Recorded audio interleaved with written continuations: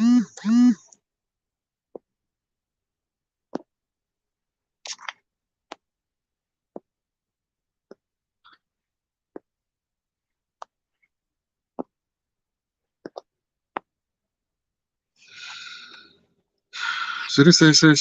pana. Yeah. Yeah, ndiri pano pamukuru, so ndakamirira vanhu vakativimbisa mapledges anezuro. Nditori muSunside. I'm trying kuti nditopinda kukwanisa kuita transaction yandatumirwa. So I'll be live throughout tichitaura. Guys, mari yashota panapa is just zati munoona iye mukuru kuti inoita here. Ndiri muSunside so far. Toona kuti mari yemukuru inoita here. Kana yaita tinenge tashoterwa ne2000. Pane munhu yanga avimbisa 2000. Sisi mari yasisimeli yapinda kwashota 2000 ngavimbiswa nevamwe I think sisi vangu vati ndimate. So tovatamirira kuti vakaisa 2000 iyoyo I think should be enough. Was ticket ratawana riri kuita $355 rekuti auye kunoko. Though it yeah, I'm waiting kuti aite online, but yeah. Hello Melody, how are you? Yeah, ndikutopinda mukuru. You can see ndikutopinda pamukuru. Ndikutopinda mukati kuti nditore mari yeward limit, so that hatisi kumupa mari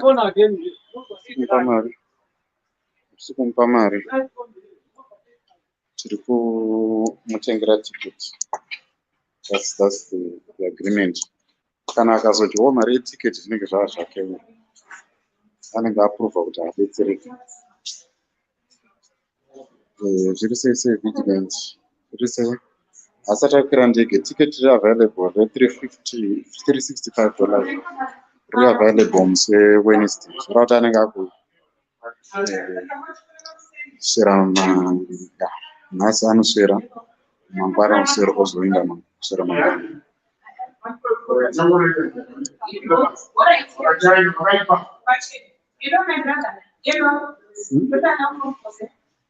All right. Are you sending or receiving? I'm receiving. Receiving cash, you need cash for now. At all. Yeah. How much? 1.7. So you can't put it on my mukuru as a Y code. Yes, your Y code.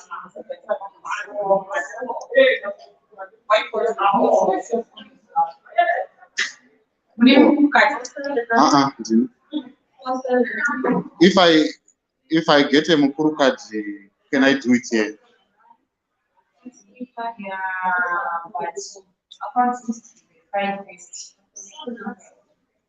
I used to have a mukuru card. Yeah.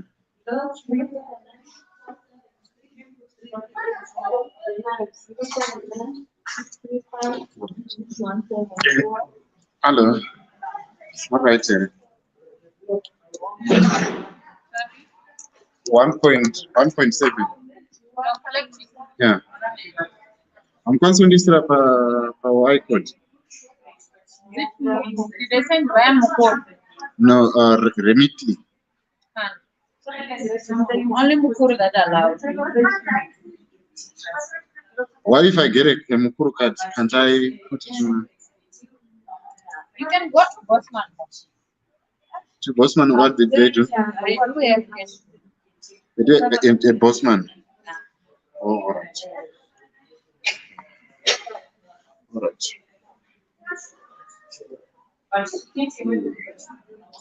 Hands hapana cash. Pano pa Sunside hapana cash. Saka hanzi niende kuBosman. Saka ndakuenda kuBosman, guys. Don't know zvakamira sei. But let me just, I want to find out if the voucher is working so that I can. Oh, all right. All right. kuti vandipfekerei bhocha randikuda handina kuti vandichekere ndambouya ka bhocha randina rikanzi harisi kuita saka havasifiri here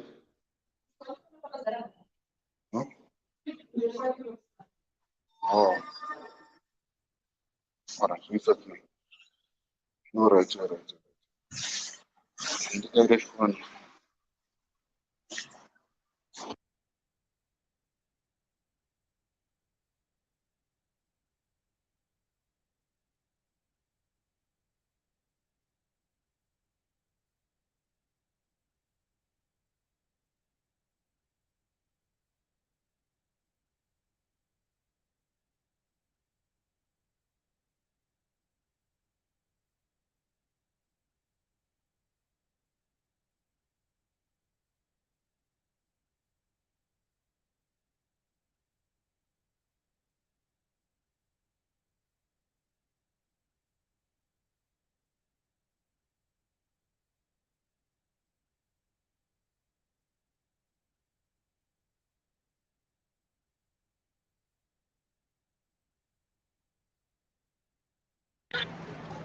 Yes.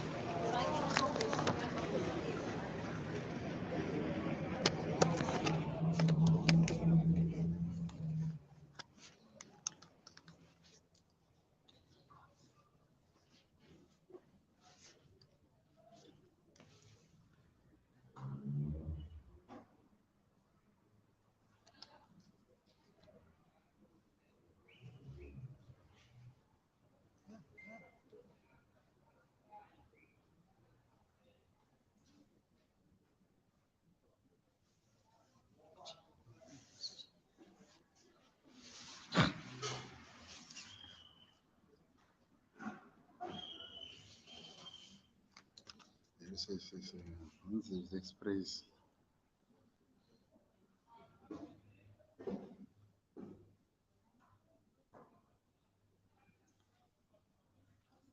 Okay, tumira Express. Tumira pa WhatsApp yandaisa iya muZoom. Tumira pa WhatsApp yandaisa muZoom. Tumira pa WhatsApp. I understand kuti ane zvakaita before, but nyaya yatango kundengoti ngachienda kumwana wake kana atadza kuzokira inenge yayaka. Alright, sorry, pane pamwana ari kufona pafoni ipapo saka kana wafona manje unoziva kuti zimwe mamubvunzi mafoni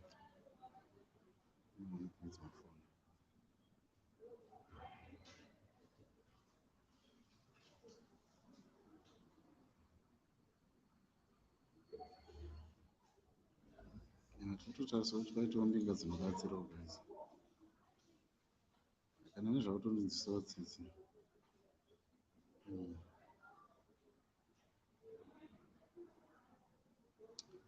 ari kutochema izvo, so I can show you my pictures ake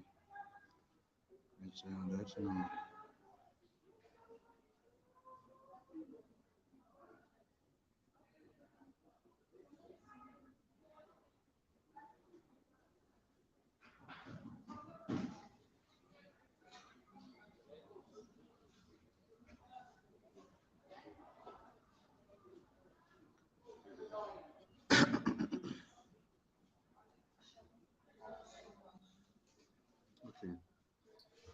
Evangelica wherever. Yes, Evangelica. Ndiri mumukuru zvese.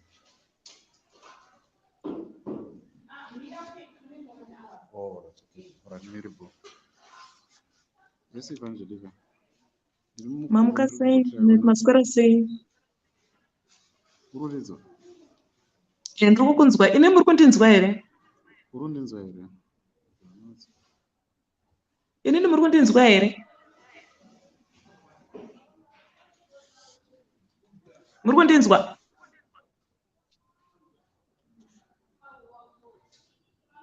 Ndiri kukunzwa, handisi kukunzwa.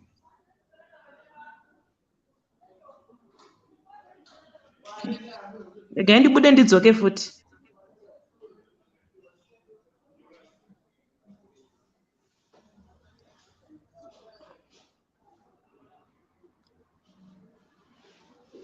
But guys, then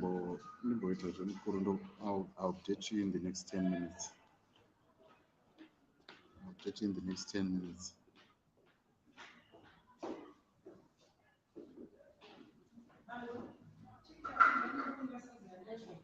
Yes.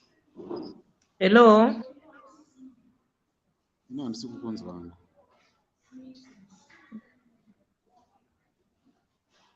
Urundinzwa. Ndiri kukunzwai. Yeah, ndiri mukuru saka I can't be talking too much. So chimbomira in the next 5-10 minutes kana ndaita mari.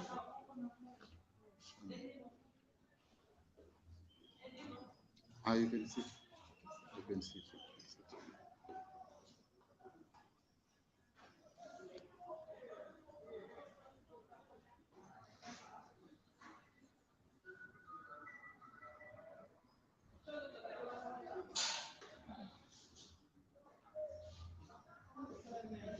Ndiri kunzika here, guys.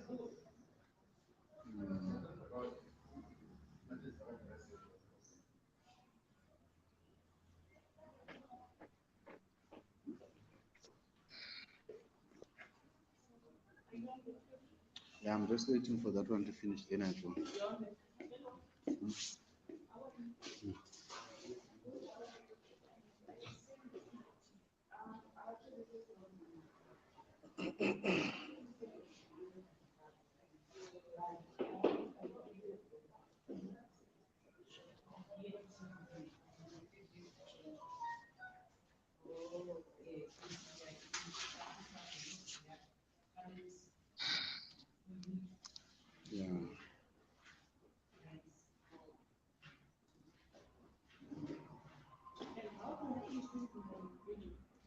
Yeah, guys, I'm coming back. Let me just end this live. I'll be back now.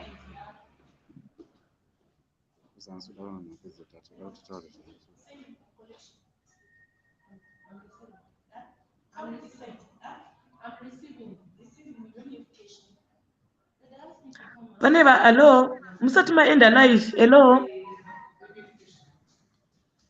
Hello.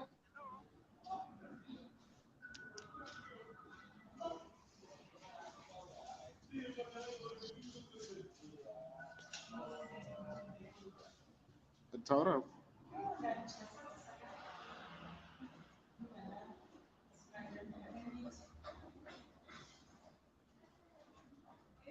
Ndiri kusunside anzani ground.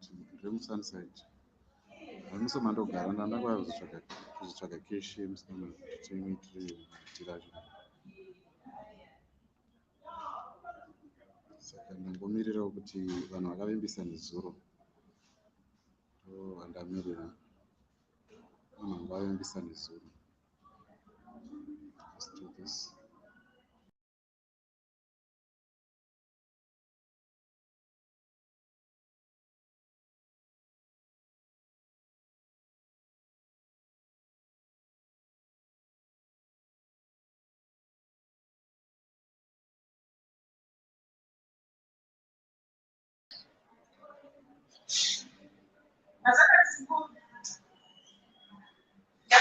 Yeah, I don't know.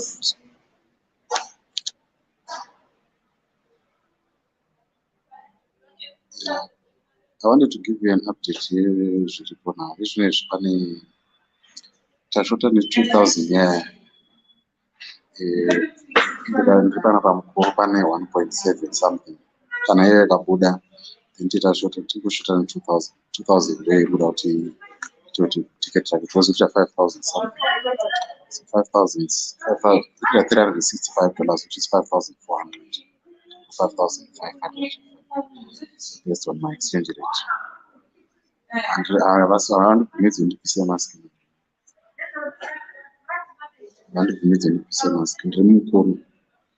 Tinoda kuti tiite zvinhu zvedu zvitransparent. Evangelica, if you're watching me.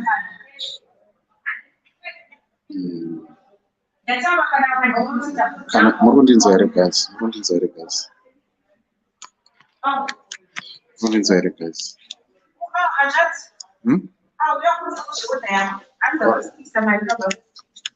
Oh, all right. Can you check for me this number?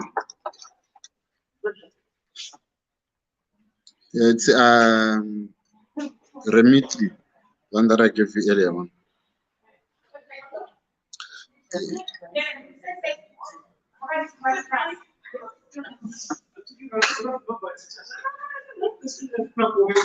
Mine as well is 1.5, yes. Yeah, report. Yes, it's made, yeah, that's what it is. Huh? Still having the same error. Still have the same error. Okay. Okay, let me show you the message that is. This is the message. This is the one. This one. This is the same one. This one. Okay.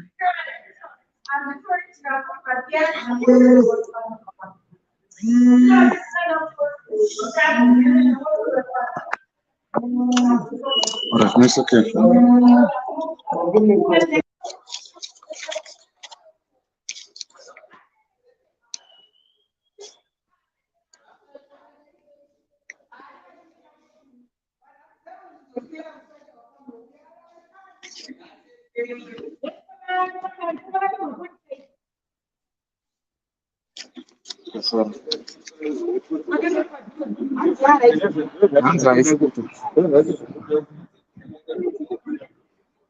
So guys, I end up Bamkuruzi. So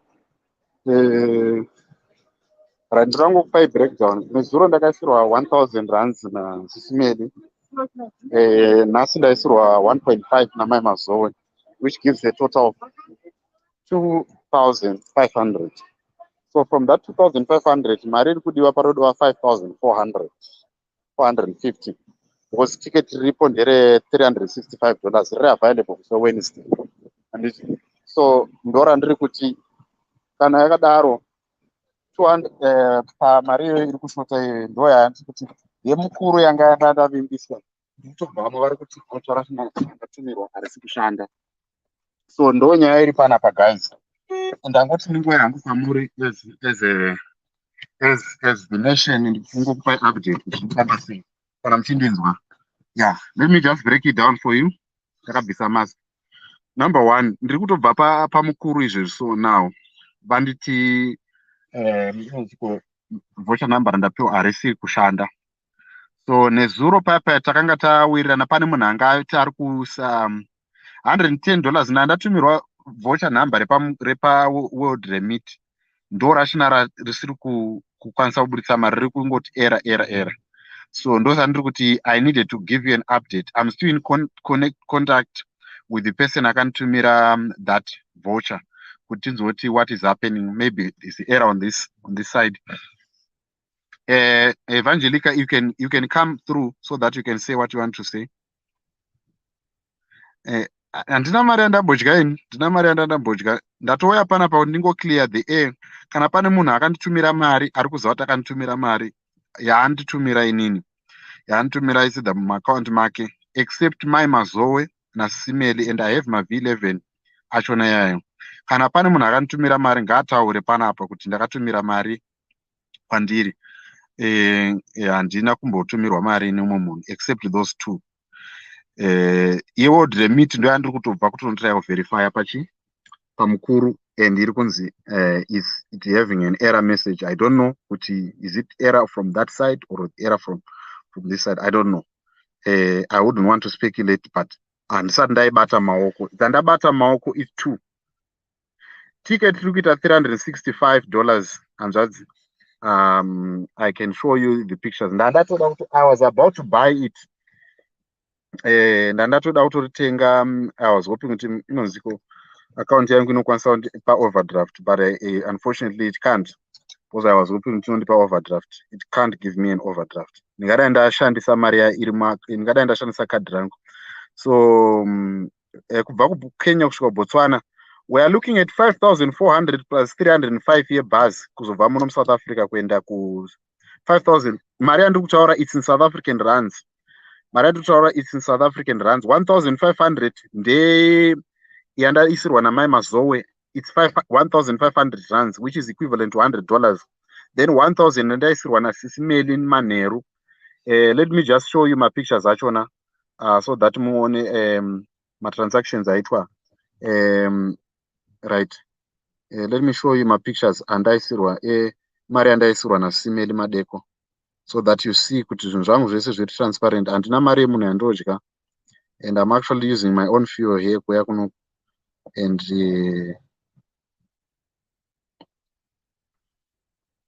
right, so let me just send you the picture. And ndakaisirwa nasisimeli nezuro. All right. All right, here we go. I'm about to send you the picture. And ndakaisirwa nasisimeli nezuro panapa. Yeah. Hey. Ndiri kuisa pascreen izvo so muione. Ndo mari yandakaisirwa nasisimeli nezuro iyo iri pascreen iyo. 1,000 yandakaisirwa nasisimeli, then 1.5 yakaiswa namai mazowe. 2 mari dzakaiswa. Ndo mari dzandinadzo panapa. Then world remit $170, $110, which is equivalent to 1,700 rands. Haisati yave mumaoko mangu.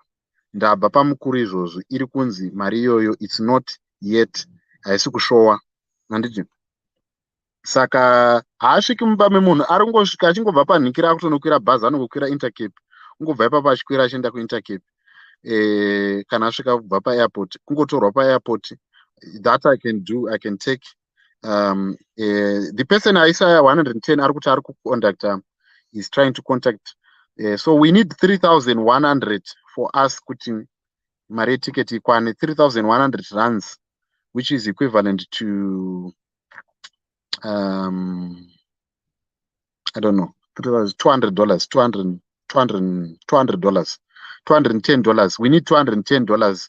I don't know kuma pounds kuti inenge iri mari, maybe inenge iri kuma 100 and something, but we need $210 kuti tingopedza masports achona ese, and then tovana pedza. I am doing this not because of her. I'm doing this because of her daughter ari kuBotswana, and I'm also doing this kuitira kuti kana achinge azotadza kubatsirika in future, anenge adzidzawo chidzidzo.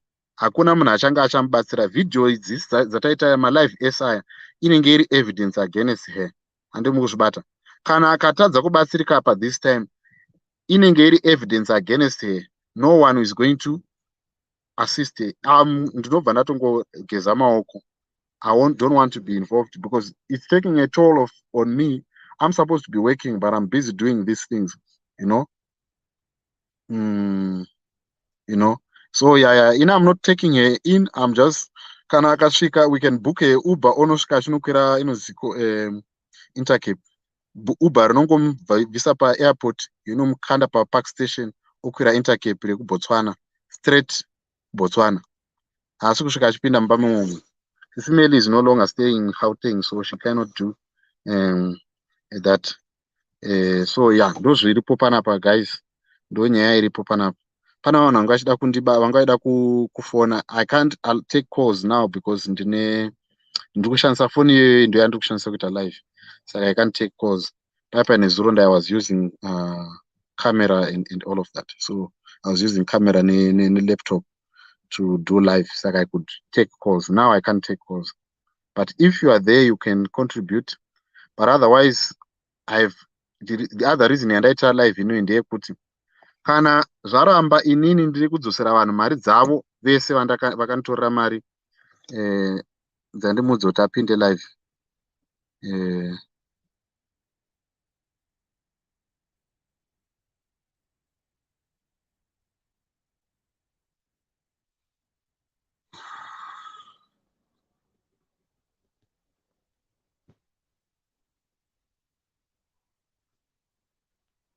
All right, sorry about that. Sorry about that. Ndandiri kungomsendera message paWhatsApp kuti auye. Saka ndo patiri panapa vanhu vaMwari. Inini panapa ndina mari yekuti ndingamubatsire. I don't have money in my account. I was actually hoping kuti ndinokwanisa kuita overdraft, which I can't do now. My account will not allow me to do that. nditoriwo nemaproblems akatowanda kudarika ake, but madetails eworld remit endai pawhatsapp iyi, endai pawhatsapp if you want to help, if you want to assist. We are left with $200. Endai pawhatsapp mongoti hi, then I can send you madetails eworld remit. Ndototora mari yachona, then ndobva ndatocha transaction yachona. If we can do it in the next hour, I think it will be very good. Yvonne Okamoen, Mark Twain. Yvonne Mark Twain. All right. Please send my details. Send pa WhatsApp. Inini ndiri panapa ndine 2,500. That's all I have from the people. Right. I'm just a middleman in here. Right. Munhu angavimbisa 2,000, pana angavimbisa 2,000 asati atumira mari yachona. Pane umwe andivimbisawo futi manje kuti ari kuisa mari asati andibata. But the reason why I'm coming live is ndiri kuda kuti tipedze nyaya iyi nhasi now, and so that you book the ticket, tongomutumira reference number yaanoenda nayo kunhukiri. The ticket that is available iriko muswe Wednesday. Saka iye mari yaanayo iko $100, it's enough to accommodate here for the next 2 days, next 2 nights. It's enough. Yakakwana pama pledges, but haina kunzwa. So we are dealing with the hard cash. Hard cash that I have now in hand, that is in my account, it's 2,500. Nothing more than that. That's all that I have from everyone that contacted me. Yemukuru, I'm waiting. Pane munhu ata weremitly ari kuisa akanditumira reference number. Do andandiri kubenka nayo nezuro. So yeah. Thank you. Thank you. Right. Yanga isina kukwana mili matsvai. Haina yakakwana pama pledges, haina kukwana pa hard cash. So right now, toita seko vana mwana ari uko ndi atiri kutotyira, because you know, leaving a girl child alone ari koko ega, it's not safe, guys. Whatever she has done, avabvisa 2,500 ndisisimeli namai Mazowe, ndo vanhu vabvisa 2.5 yatinayo at hand. Sisimeli namai Mazowe ndo vanayo vabvisa mari iyoyo. All right. Evangelica is here. Evangelica. Hello. Yes, uri kundinzwa? Ndiri kukunzwa, muri kundinzwa here? Ya, ndiri kukunzwa. All right. Saka panapa, as I said, ndati panapa ndine 2.5 and pari kushota 3,200 kuti mari yacho ikwane yekuti uye kunoku. Then panozodiwa I think 305 ticket, and then maybe 150 and kiri. I can't put my details panapa. Tumirai pa WhatsApp iri panhikiri pa screen apo sisi Yvonne. Tumirai pa WhatsApp ipapo. Right. Yaive yekupleasure, saka pane wapleasure sina mai Mazowe. 110 iri kuramba kubuda ndiyo iri in hand. Vaiti ndimaid vaiti vachabvisa vasati vabvisa maid vava. Vasati vabvisa maid, vasati vabvisa. Handi remember maid akati ari kubvisa mari nezuro paya. Anzani Evangelica. Hello. Ndikati maid anga ati ari kubvisa mari asati abvisa mari iyo, haisati yauya. But pamakakuloza live makati mama neyese yakwana, saka I'm surprised kuti yazodzoka ku 2.5 sei. Kana nduti kana munhu apledge, handiti kana munhu apledge, kana apledge mari zviya zvingachaita here kuti ndiite ndirambe ndichiti ngaiuye mari, ndoita senge ndine mari yandoda kuisa pahomwe. Saka that's why I had to close live. Ava ndikureva 110 yeworld remit kuti yanga yaconfirm. I confirmed kuti ndakatumirwa reference number yepa Remitly. Saka inonziko mari yeremitly yanga iri ndo pandiri kubva pamukuru. I showed you, andoona ndiri mukati umu ndandiri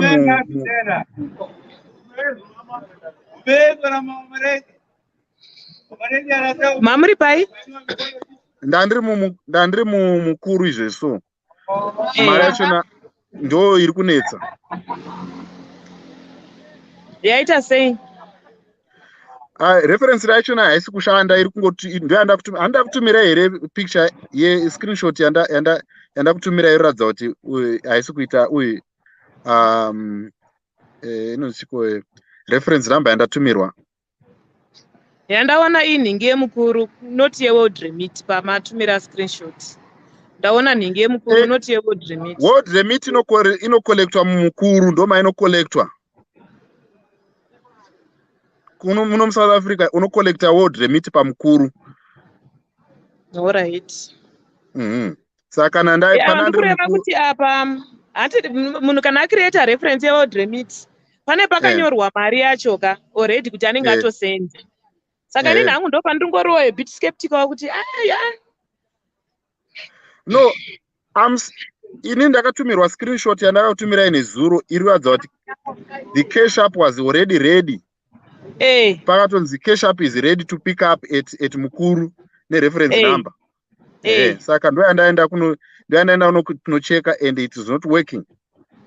So ndo andikuti I'm still in contact with the person, but nyaya ndaiwirana pano palive ndeyekuti ina mari yemunhu yandatora, kana aripo ane mari yaandipa yaakandipa kana kuti yakanditumira ngaataure pano palive. Namba dzangu idzo dziri apo izvozvo.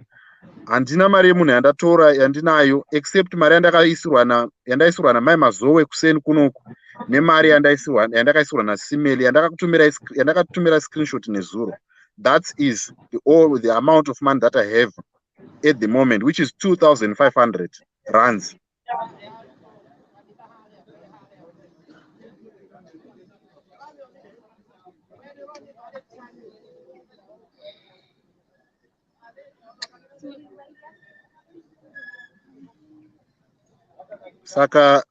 Saka ndo nyaya iri panapa.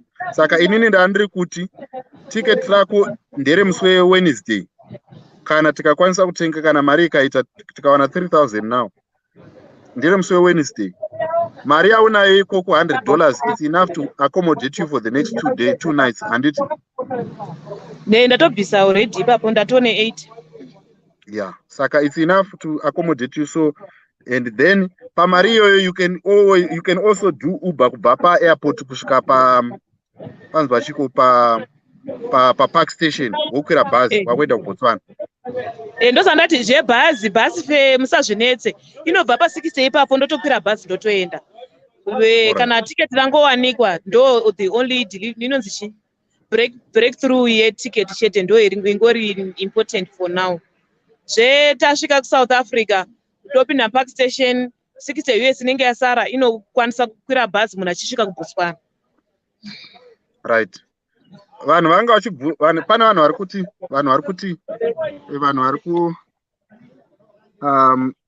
kuti world remit ukakanyasa padoka utori maybe ye okay handizvozvo. Vanhu vari kubvunza kuti saka ko mawivhi vanhu vari kuti ko muri kutama muchinja mawivhi wata wakatasa wivhi ndo wivhi yanga iri panhengerekini palive yandakaita iyaya pafacebook page pangu. That's the same wivhi, hapana wivhi yandambochinja. Alright. I know vanhu vari kurwadziwa kuti ndibude muno muKenya. I understand them. Vari kurwadziwa ndibude muno muKenya, that's fine. Right. Plus I think ndakangomirira guys kuti anenge akwanisa mari yashota iyi ndo yatangomirira 3,200 because obviously bank rate yenhikiri uyu inogona kusiyana, but tinongoshanda ne15 rand. Saka maybe angari I don't know, maybe muri busy, but ndo zviri panapa. Inini ndapiwa nyaya yandawira pano palive ndandiri kuti kana pane ari kuti akaindisira mari handina mari imwe yandakatora. I was now saying kuti this thing is taking my time. Ndokuda kuti kana ndichikwanisa ndodzosera vanhu mari dzavo vakanhukira then because this is taking my time and I'm losing money. In personally, I'm supposed to be making money. You can see I'm in the car. I'm an Uber driver. Besides doing live generator, so I live on that. So now, if I'm not nezuro pandakatanga live kuma 7, and from that time ndakatanga live, I could have been working, but I went on for 2 hours. Now, even madam wangu vari kutobvunza kuti muri kumbowaneiko pazvinhu zvamuri kuita izvi. I'm not getting anything. So ndosaka nanda kuti I now need to ndidzosera vanhu mari dzavo ndosiyana nazvo. Vanhu vanokwanisa kumubatsira personally, they can do that, but inini I want to finish this thing once and for all. The reason why ndandiri kuda kubatsira musikana uyu inyaya yekuti I wanted kuti aende kunoona mwana wake ari kuBotswana. That is what ndozvangondibata izvozvo chete. So whether anditaurira rubber or whatever, I don't care. But what I was saying, I wanted to help her on that capacity. Nichishandisa this platform that I have. So that's all that I wanted to say. Anyway, une zvekutaura here Evangelica?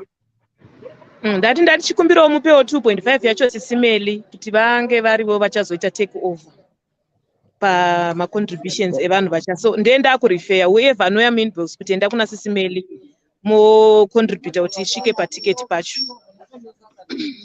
Ndochachiri chikumbiro changu. Sisimeli vacho mambotaura navo here? Sisimeli vacho havasi kubatika paonline. Ndaedza kutaura navo panzi handina namba dzavo. Kana dema mune namba dzavo maindibatsirawo nadzo ndotaura navo kuWhatsApp. Sisimeli ndataura navo inini personally. Vanditi ndo vandiita kuti ndipeswe vanhu. I've been following people nhasi kuti mari ibude. Nhasi mai mazuva ndavafonera vachibva vanditumira mari yavo. Saka inini handina munhu ari kumbondi. I'm telling you,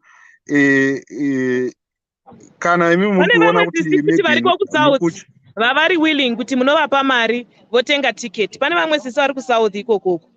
Kana zvitero kuti ndikupe macontacts avo muvape vange vachibata mari dzacho.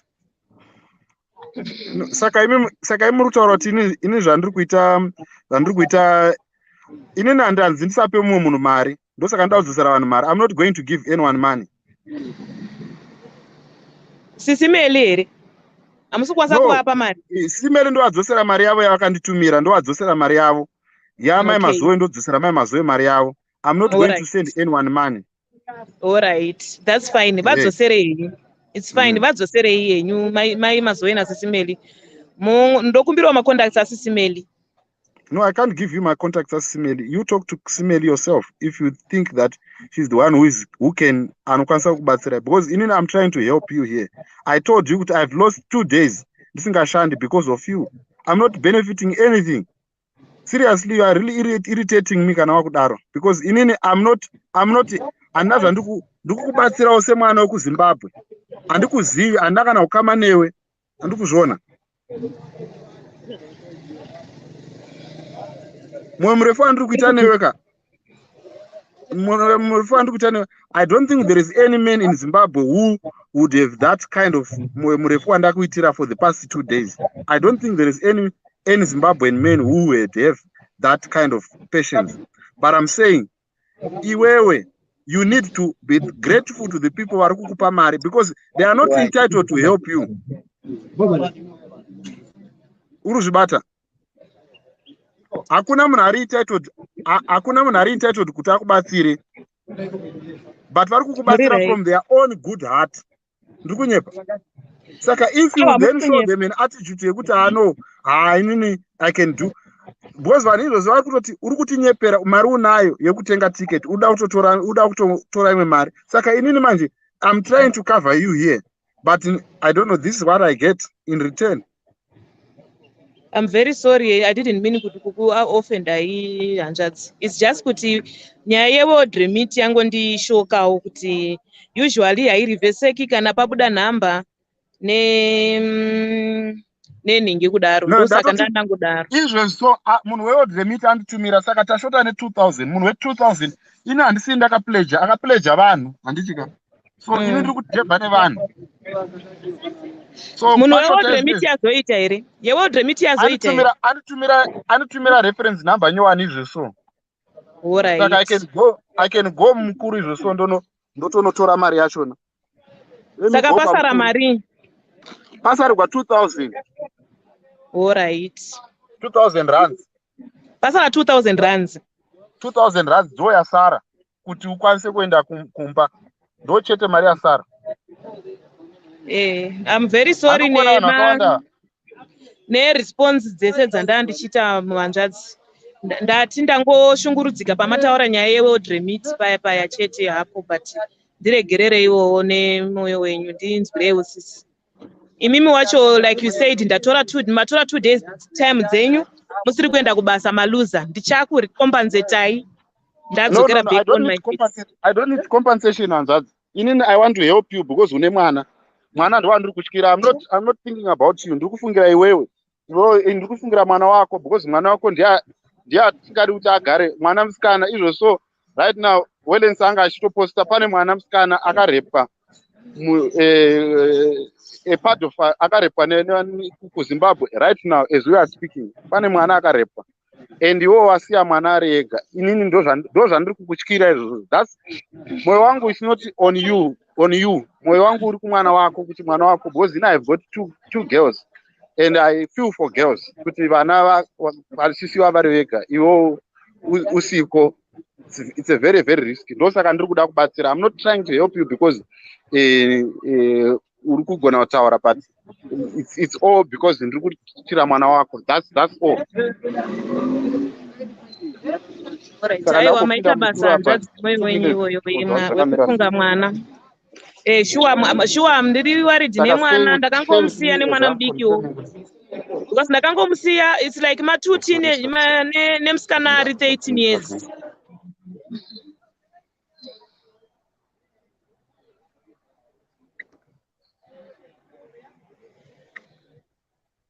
Mapanzwa Marietta. Just check with you.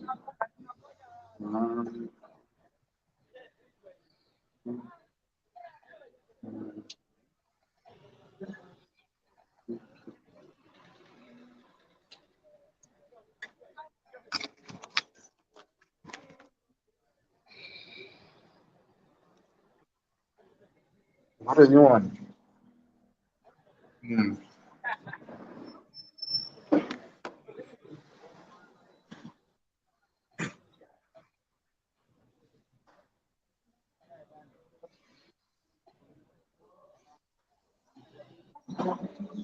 It's one.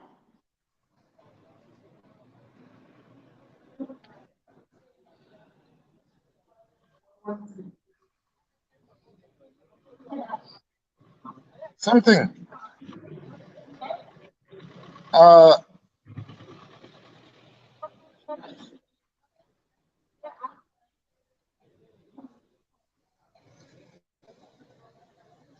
Okay, because it's 1404 1913269.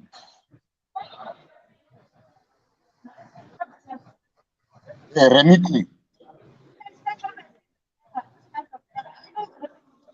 Oh, okay.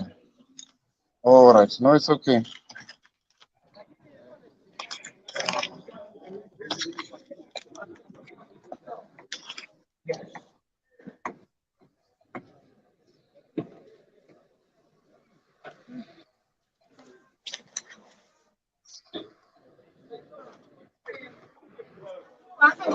Right, guys, ndabuda mukuru, same error. Ngoya, same error. Yeah, saka we are still back on that amount. Yeah, 3,000. Saka inini hangoenda ndiri kuti kana iri mari yakaita sena world remit munhu anokwanisa kuirivhesa odzosera mari yake. Inini hangu personally ndakutoti kana zvikasaita in the next hour ndakudzosera vanhu mari dzavo. I'm sending money to people kuzvigezwa hangu maoko because seriously it's really straining me, but I really wanted to help because of mwana wako iwe. So now I'm driving towards in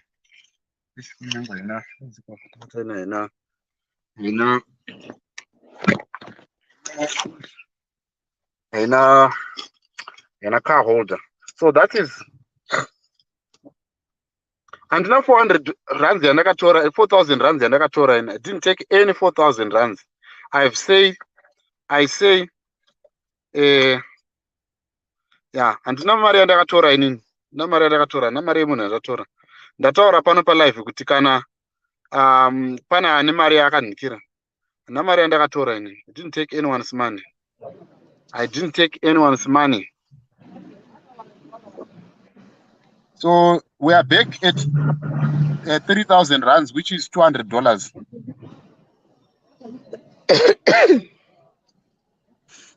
$365 in how much rands? 365 is 5,400 rands.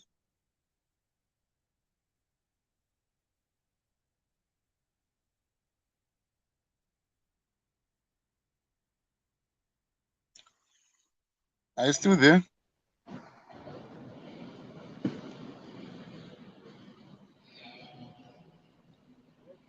Yeah, so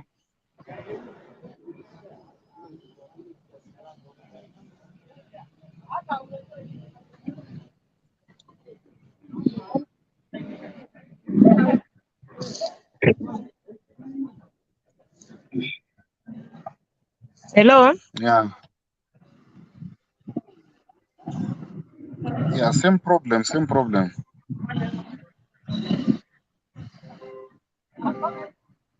And yeah, remit. That is not gonna reference number.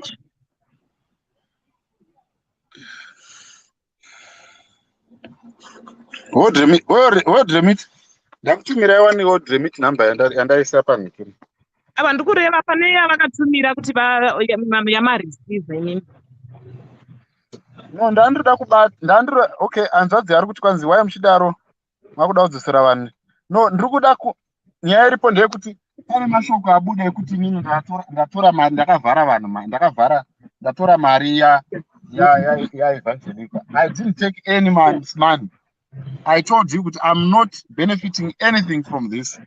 For those guys who are fundraising, so pane mashoko abuda kuti ndine 4,000 rands. No, ndine 2,500. That's the money that I have here. I don't have any other extra money. So ndikuti inini the reason why ndakuda kudzosera vanhu mari, because if I keep this money kunoita sekunge ndine mari yandikupiwa nevanhu, and I'm keeping that for myself, whereas I'm not doing that. I'm having this money yandaisirwa naSimeli neZuro, and mari yandaisirwa sorry chief, next time mari yandaisirwa naSimeli nemari yandaisirwa naZuro. Those are the two amounts that I have in hand. Those money, they are in my account and I have them in hand. I can confirm they are irreversible unless inini ndakutodzosera vanhu mari idzodzo, but they would remit and sandai bata maoko. So that is the scenario that I have at the moment. Pana vanhu vanga vachiti vada kubatsira. I'm still waiting for you guys to assist. If you want to assist, wenyaya iri panapa, we still have the same situation. No nkiri. No, aiwa, munondizwisisa. Aiwa, ndatipa confirmation yakapinda yekuti ward remit yapinda. Munonditumira iyoyo, mangotitumira namba dzekoti dzaramba. Wobvenda kukombeya dziri true. Pane dziri kuramba neidzo dzakakonfirmwa dzacho kuti atumire kana ndakutumira screenshot yepamukuru. Ndakatumirwa nkiri reference number neZuro. Remitly hanzi I send sometimes I send message. Ini ndakatumirwa message yanga ine screenshot neZuro. And I can't do that whilst I'm live right now because ndiri kudriver. Ndienda kutobuda pa WhatsApp ndoenda ndokutumira, but I send you yandabva nayo kumukuru right now. So inini I've been assigned not to give you money or to give money to anyone. So that is my position. I'm not going to give anyone money. I'm going to give back vanhu vakandipa mari. That I can do. It's just a tap of a button. I can send them my e-wallet and then we close that chapter. I want to understand mari. And now what you pay mari. Yeah. I'm struggling, man, to hear you because Panapa volume your phone is very, very low. I can hardly hear you. I'm kunzwa. Andisinatso kunzwa. Asi ndiri kukuzwa. Alright, uri kunzwika kure but nyaya yekuti ndiri kudriver ndechikunzwira kure. So ndiri kuti inini if you were dai ndiri ini ndiri paposition yako right now, if I was in your shoes right now, I would say you'd owe Zimbabweans an apology. Number one, you owe them thanks to say to them, ndokumbira mundiregerero Zimbabweans mataurira andaita. Don't say varoi and all of that. Isusu, we are helping you not because we are helping you because you are our Zimbabwean. You are a Zimbabwean citizen. No basic and also nyaya kuti mune mwana ndo saka mwana hana mhosva haipindi panyaya dzako because nyaya dzako ndedzemujolo idzi asi nyaya dzekuti wanga waenda on a business dai kunzi wakanyudzwa on a business trip taita hano but wakanyudzwa nenyaya dzemujolo handiri kuzvona zvekutoti hapana munhu angaita rinti yacho kubatsira but nyaya yekuti vanenge vaita unogona kuzourayiwa uri ikoko ndo nyaya iripo wana. Saka nyaya yako iyi inotoda kuti chi izvo vanhu vari kutondisendera message vatontaura kuti musiye ari ikoko handiri kuona but ndiri kuti no ngatibatsirei mwana mumwe wedu wekuzimbabwe handiri kuona ndo nyaya ndiripo. Dai uri kumboona hondo dzandiri kukuvhikirira ka hawaimbotaura you need to apologize to all the Zimbabweans. There are people right now vakatobata mari dzavo vari toda kutibatsira but they are waiting for your apology. Ukango apologize izvezvi so nokutaurira maword limit anotoswera atonikira atopinda izvezvi. Someone is saying I've got 50 pounds. I think 50 pounds in rands, I think it's around 1,000 rands, I think, or 70 rands. 70 rands. I'm not just 700. I don't have anyone who can do mathematics. Guys, can you do mathematics? 50 pounds in rands, how much is it?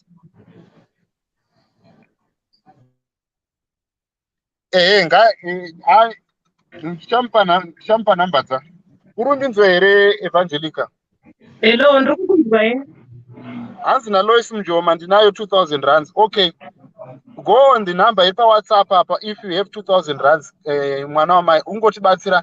I can go right now pa FNB ndito hoza account yangu inoisa mari you can only fund it ndaisa kundodeposita mari ndikaenda pamukuru ndikangonotora mari ndotoisa pa FNB then ndotoita uyu yachona ticket raina ndotomutumira right now kana uchikwanisa kundibatsira. The agreement here ndeyekuti tingomutengera ticket. All right, okay. Evelyn, okay, go on the number that is on the screen. Evelyn, if you want to help, go on the number that is on the screen. WhatsApp, send me your ingoti hi or ongoti starangu chiningi pa WhatsApp that is on the screen. Tingopedza nyaya yachona mari yeworld remitly handina mumaoko mangu, I have not touched it. Yatumirwa iyi saka handina mari yemunhu yandapa. Kana aripo ari kuti ndine mari yake yandamutorera ngataure pano palive ataure ndamutorera mari but inini I've never taken anyone's money. Someone has got 850. Mia Amelia, thank you my sister. Come to my inbox with that number, WhatsApp number that is on the screen. Tom tengera ticket right now. I can go right now pa FNB to tenga ticket like izvezvi and rim Pretoria town. I can go and buy the ticket. All right, okay. Anyone arikwanisa kubatsira please.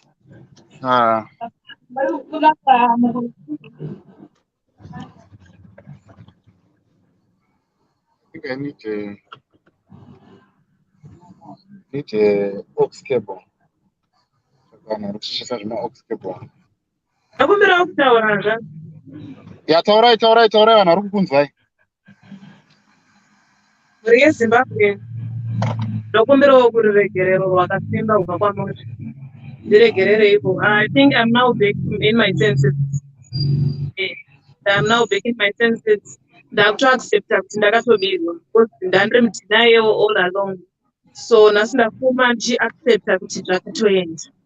Ndakabirwa. Saka I have no right to insult anyone, pass my frustrations on anyone, because hakuna akandidaidza muKenya. Ndakazviunza muKenya ndega.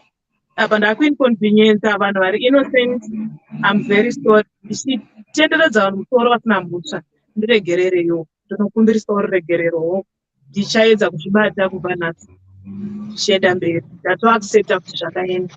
Because nandiri mudinaye all along, but nhasi ndafumawo ndine imwe spirit kuti no, I have to move on. Makatopera. Ndiregererewo ndapota hangu ndizivewo tsitsi. Ndidzokere kune mwana ndakamusiya neteenager ane 13 years. Because ndakangosiyira chikafu che1 week. Saka anga achitotiwo zvakapera.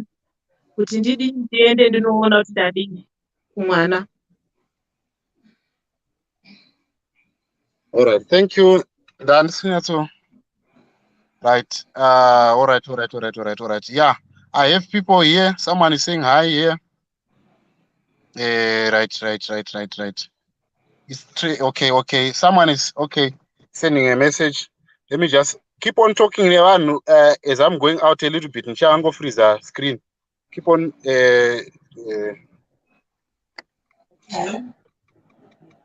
talking nevanu. Freezer screen. All right. Do you know kuti mimi veZimbabwe ndimi mega mamira neni?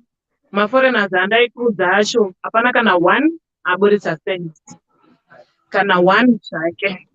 Kune vanhu vandaikudza ndichiti ndo vanhu vandirasisa. Saka I think Mwari andidzidzisa lesson kuti ndiapa wakabva. Midzimu yako iri kuZimbabwe kwete kuSierra Leone kana kuGhana. That's it. This is a big lesson in my life. I swear I will not offend kana kutuka munhu. Izvozvo I will just ignore any negative comments. I will not even read my comments anymore. Feel free kupopota kana muda kupopota, it's fine. Handisina simba rekutaura. Rapera rese. I'm back in my senses. Ndiregereremo. Zvemijingo izvi ndambomira. All right. No, Iribo, I think they've heard you. Someone is sending money per world remit now. Right now, Arukusenda Mari. But Askoda is want to remain anonymous. So I'm not going to name their name. Saka pane someone atosenda mari. Saka inini ndikuenda pamukuru yepana Bossman. Because mota yangu ndeye Uber. Ndibvumidzwa. Saka ndotodriver ndopinda kudhuze nekuna Bossman. I'll tell you ndechikupa ya updates. Apology accepted. Right. Thank you. Right. Yeah. So vanhu vari kukunzwisisa mwanasikana. I think we are going to, let me just go to Pamukuru now as I'm waiting for reference.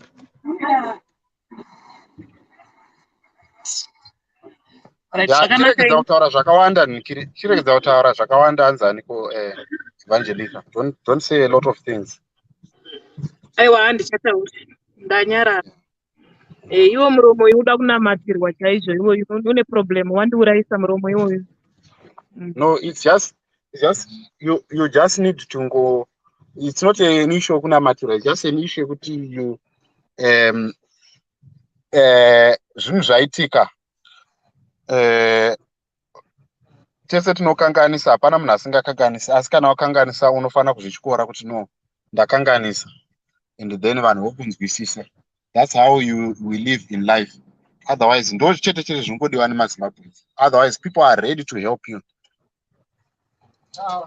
Right. Maita basa hanzvadzi. Ndambenge ndine pfungwa dzakaipa nemi asi ndakutonyara kana kuti ndirambe ndichitarisana nemi ndakutonyara. Because ndati tikuisai papeji risiro. Just hold on. Just hold on. Yeah, just hold on. Just hold on. I'm just responding to someone. Repana. Vanhu vari kundinzwa handiti? Vanhu muri kundinzwa handiti? All right. Okay. All right. I'm just responding to Munu. I think people can hear me. I'm just responding to Munu.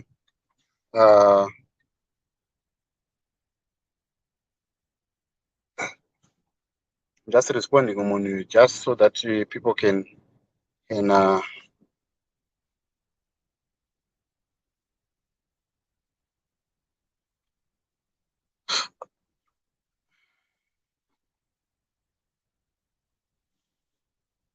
right. Yeah. So guys, then ndisvike pamukuru apa ndakamirira world remit. Kana yangoita ndobva ndaenda paFNB, ndobva ndadeposita mari yachona, tobva tatoita transaction yachona in the next 30 minutes. I think we'll be done. All right. So yeah. Thank you so much, my citizens. Mabatsira nevari kubatsira vese.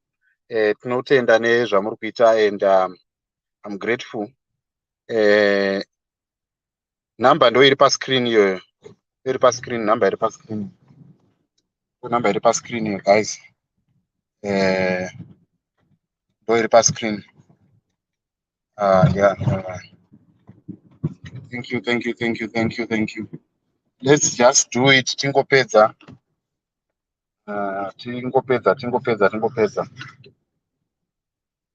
Hatisi kuzomupa mari. We're not going to give her money. That's what we agreed nezuro palive yatakaita na Simeli. So there is no money that is going to be given to her, and that is the agreement. That is the condition, and we are sticking to that. Yeah.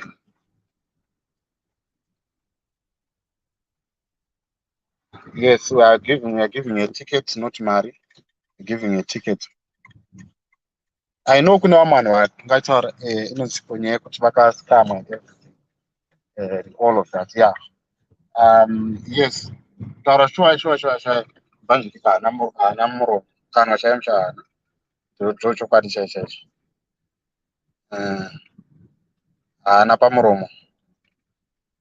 Saka izvino ndiri kuenda pamukuru yemusani yeku-Bosman. As you can see, I'm driving. Right. Another world remit, I think yaiswa ndiri kuona picture iri kupinda izvo so. Saka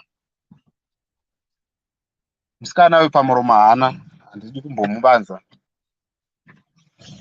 Mai vangu vaivanzoti kana uchidai sova nokuti une muromo makaumburwa nechidembo. Yeah, izvozvo ndo zvaari izvozvo. Nezuro makazomatukira akanditi handidi kutrust me and everything. So, but I was willing to let that slide because we are human before we are anything else. So that's the thing. I wanted to help you from the goodness of my heart, and I want kuti ndingomubatsira from that standpoint. And it's not going to be here alone. Maybe mangwana ndiwo unenge uida kubatsirwa. So tinongobatsirana tiri maZimbabwe, tingaite sei? Tiri munyika dzevatorwa dzatiri idzi. We need to assist one another. Zvakaoma kuZimbabwe. That's why we're in the foreign lands. That's why tine mweya wekuti tinoda kungwazangwa. Saka ndo zvinoita kuti vanhu vazotenga vaita zvekuskama vanhu kuda kutsotsa vanhu. Inyaya dzekuti vanhu vanenge vari kudi vanhu tiri kutsvaga bag. But yeah, anyway, I'm on my way to Bosman now, pamukuru Bosman, so that I can get that money. Yes. Thank you, Zvikomborero Maradze Jongwe. How are you? Undeserved grace. Right. Thank you. Let me just go on my WhatsApp messages, people that are sending. All right. There is someone who sent. Okay. Hana pandine. Right. I just wanted to to confirm here. In 889, that is what has been sent. All right. I'm going to Mukuru now. We're gonna try again that other thing. That other. Cannot try in a Mukuru because the person are going to keep on trying. So we want to go there, right? So all right, okay, Yvonne McTowen. Thank you, McTowen. Yvonne McTowen, please go to my WhatsApp number. And I haven't seen your WhatsApp number yet. So yeah. Toda tingopedza nyaya guys because tikangoipedza nasika zvinobva zvatongoita tobva tangoziva kuti taibuda nyaya. Kana tazosangana nechimwe chikamu tesa kusangana nechimwe chikamu. Handimazvibata. But otherwise inini hazvina zvatiri kuti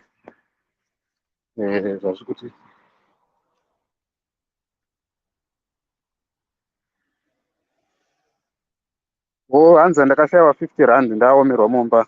Ndasenda 200 pounds. Ndasenda 200 tasvika madhini. Akomana musadaro andabhewa masanda wasadaro. Right. Musadaro kan guys. Musadaro guys. Kubatsirawo mweya waMwari.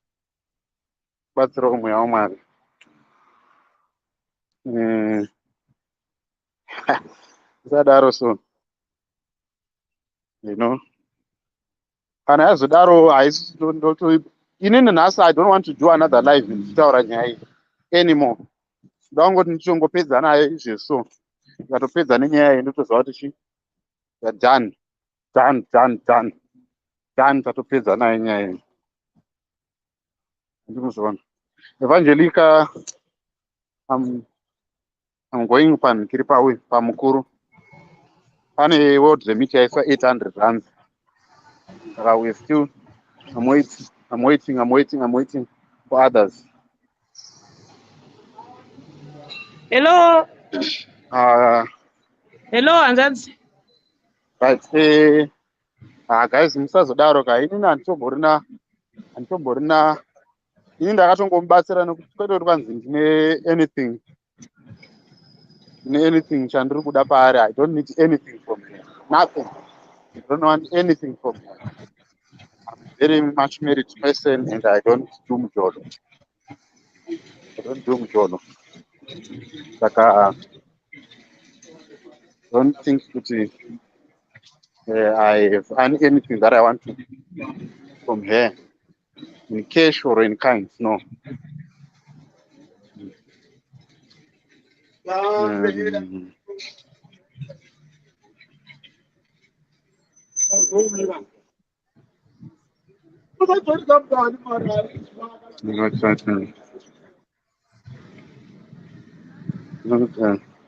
Hello, hanzvadzi. Hanzvadzi. Ina hangu asi kukunzwa because volume yangu panapa ishoma. Uri kundinzwa? Ndiri kukunzwai. Makundinzwa here? Ya ndotoita zvokutoisa nikiri pauyu kuti ndikwanise ndantsvage pana. Ndipo panotengeswa ma-earphones. Bera. Ndantsvage ma-earphones ndiise ma-earphones. Ndokwanisa kutokunzwa. All right.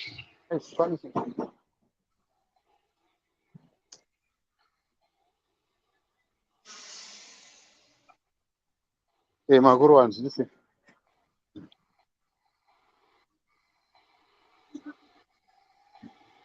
How are you?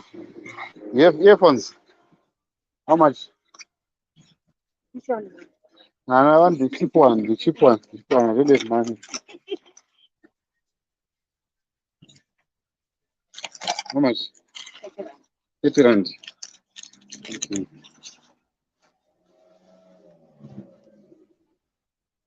All right. Okay.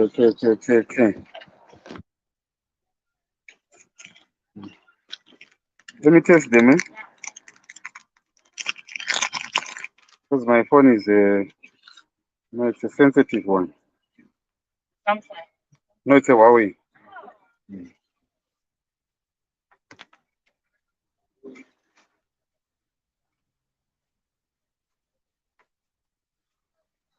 Looks like Samsung. Okay.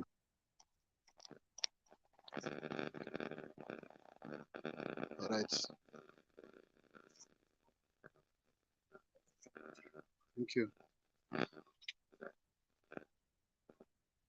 Right, guys. Yeah, ndatenga manikiri. Svika pamukuru.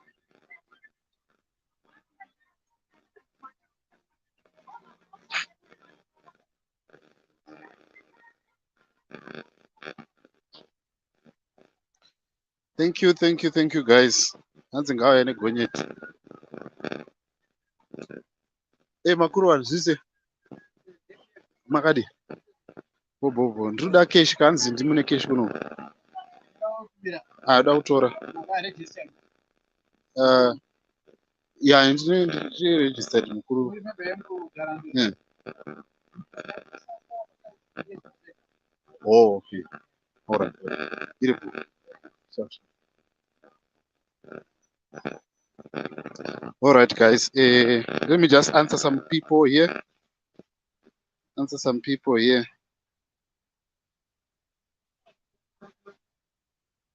All right, okay. Let me just send. All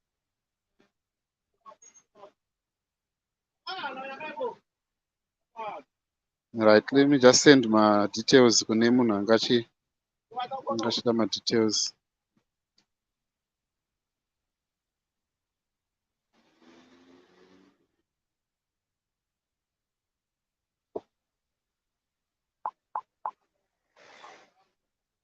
Right.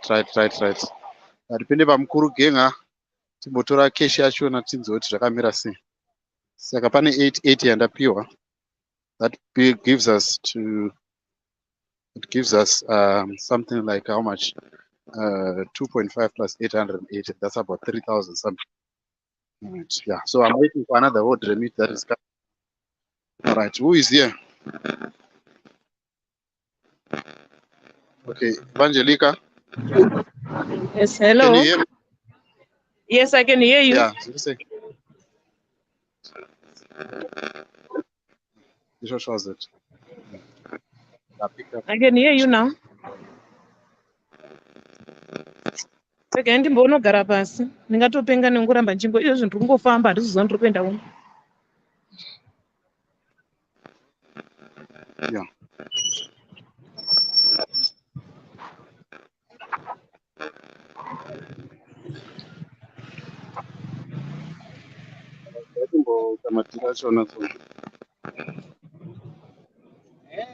So sasa mimi ukiniambia ningoje na mili ile natumia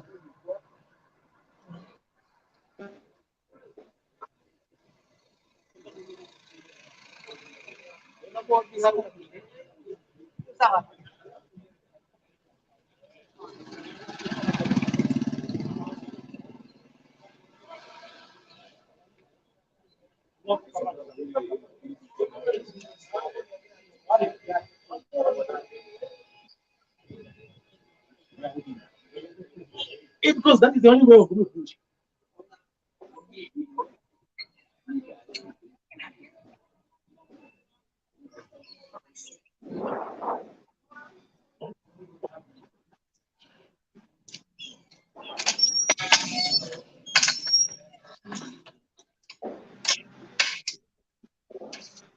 Yeah, no, wait. I want to finish this.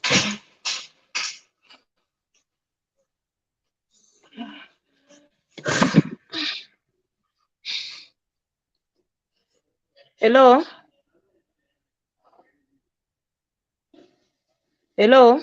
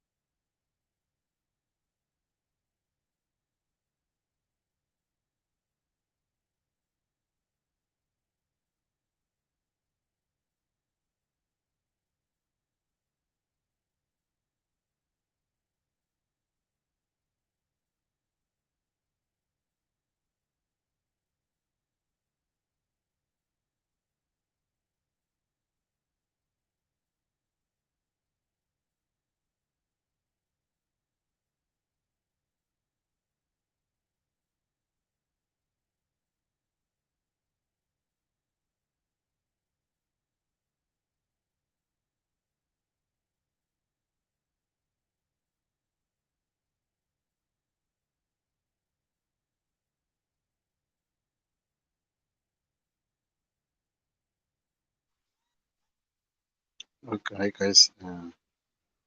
Right, hi guys, hi guys. Okay, sorry guys, ndiri mukuru saka ndonditombo hamubvumidzi mafoni, hamubvumidzi mafoni, but muri kundinzwa here guys, muri kundinzwa here? Oh, sorry, hanzwaniko mimi chimama enda palive yatakaita nezuro. Enda palive yatakaita nezuro, ndopane nyaya yese, ndopane nyaya yese. Muri kundinzwa here? Okay, alright, okay guys, nditori yahanzi shiri inozongofa. Kukwirira ndege mujolo here guys. Mujolo, nyaya dzemujolo, tiri kugadzisa nyaya dzemujolo, nyaya dzemujolo dzakaipa, nyaya dzemujolo dzakaipa. Thank you. Mwari akatondiitira zvakanaka, akandipa moyo. Thank you.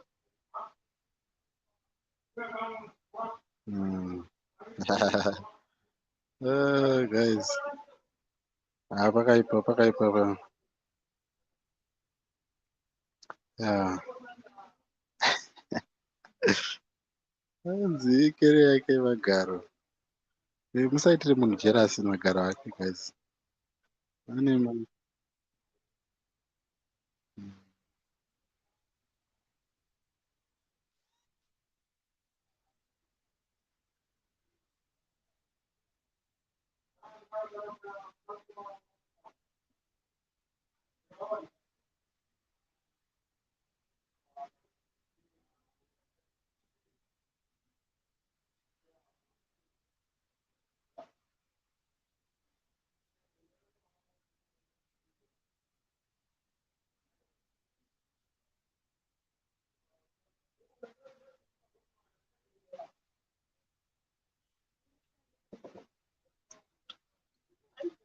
Yeah.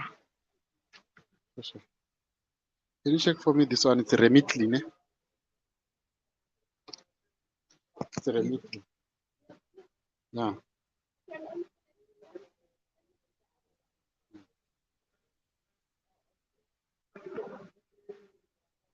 Can you check for me that one?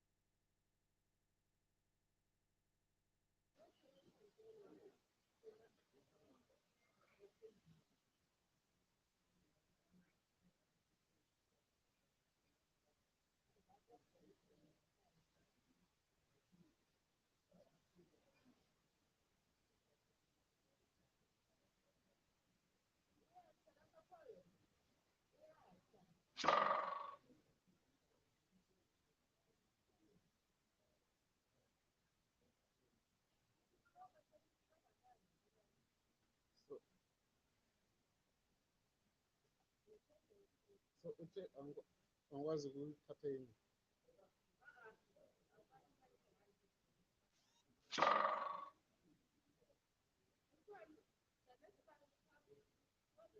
Yeah, what remit?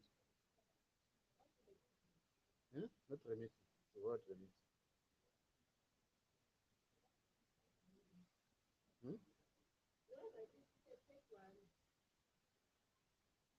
Oh, okay. So I can take 600 rands.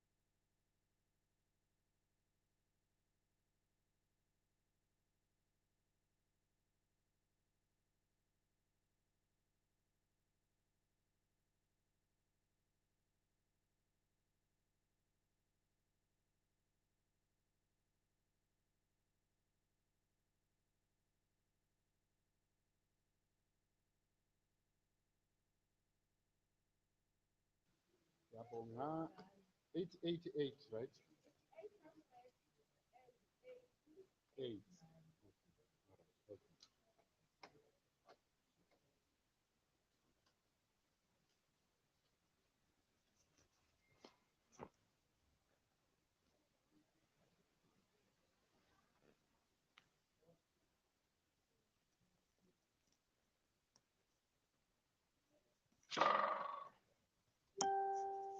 Yeah, ndabuda mukuru. Pana atumira 888.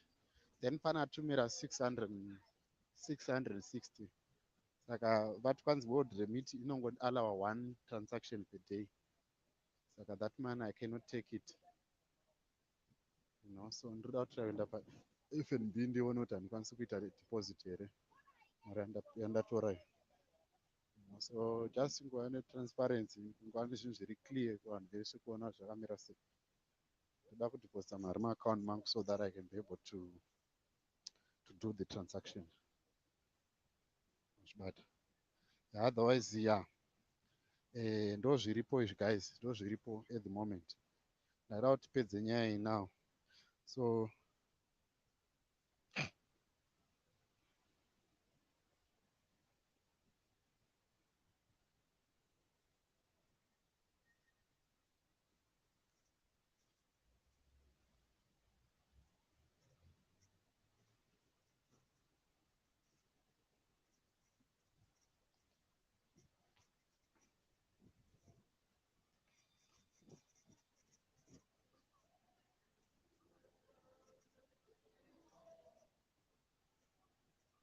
yeah, panapa pana FNB panapa deposit.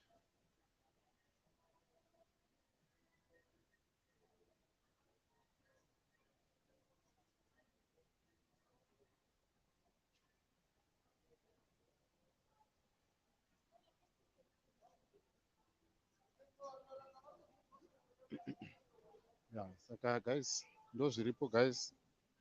Mm.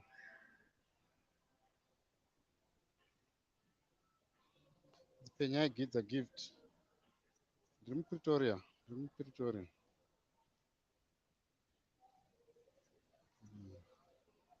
Dream Pretoria. Pane munhu pane comment yandamboona. Pane comment yandamboona inga ichitizvo. Shamari, that's not my cup of tea. I don't mean to denigrate vanhu vakasimba, but hakusiko kumunda kwangu ikoko. Inini mukadzi wangu maslender, tiri vemaslender, vanhu vane maassets ano because tinoenda kumunda saka kumunda kwedu kwekuchida badza rinofamba wachibata. Shumba hanzi Shumba gurundoro angada kupinda. Shumba gurundoro, I don't know what is happening. Guys, can you hear me? Murundinzo here guys. Yeah, ndiri live, tiri kungotry kuti tigadzise nyaya yemari yemusikana uyu, tipedze masports achona tingogara tamuendesa nima. Usi muriwo wangu, that's not my cup of tea.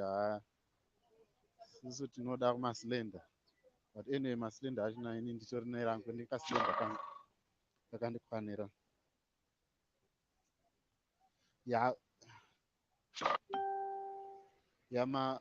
Maward remit hachaiti nhasi. If someone wants to send, send a straight per account, ngauye on the per account, then ndoita that transaction. Maward remit haichaiti because akangowanda, I am only allowed to take one per day, you know. So kana iri 600 zvoreva kuti kana munhu anga achazotumira ward remit ye2000 rands, I can't take it.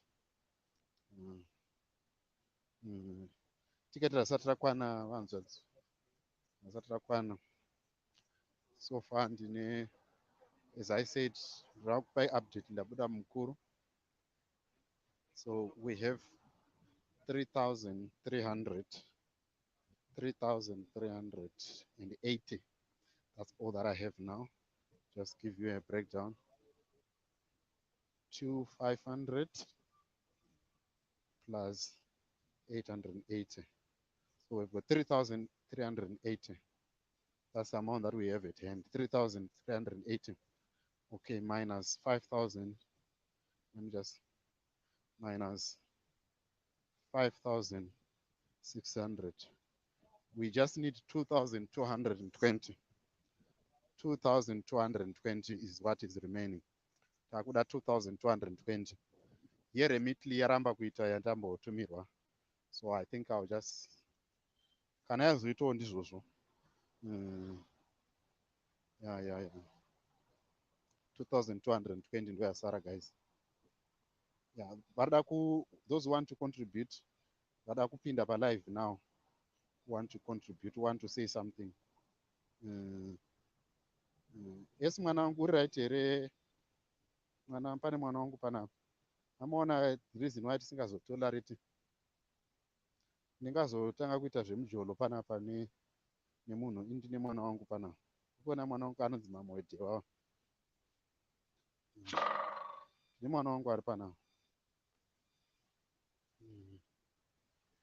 Yeah. Pana maid anga avimbisa kuti achaisa mari nezuro, haana kuzoisa. It's not until you fall that you fly. When your dreams come alive, you're unstoppable.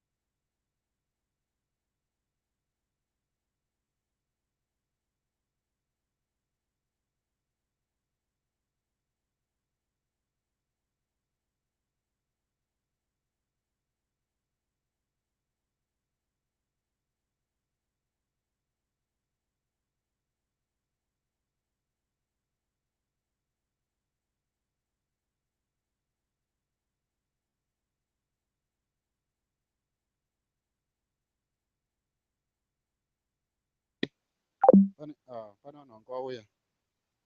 Vibes Kateo. Right. Yes, everything.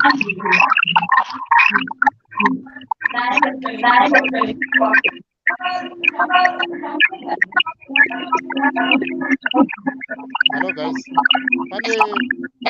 Pane nikiri kutenga. Pane volume. I don't know Diana ane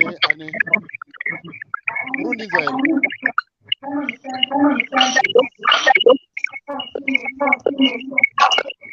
Murundinzwa here.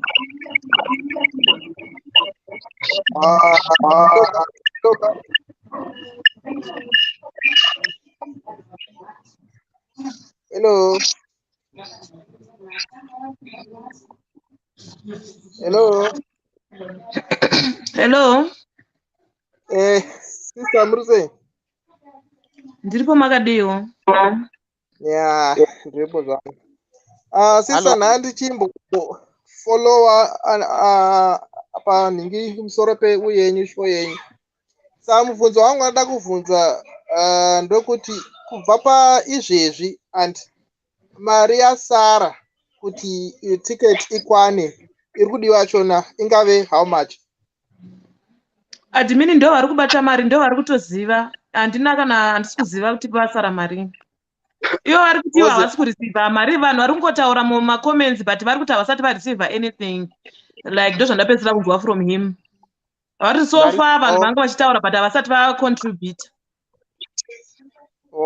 Havasati vaiona. Boza sei ndiri kubvunzira zuro sister makati muri muhotel wanga mukati every day muri kushandisa about 25 US hanga.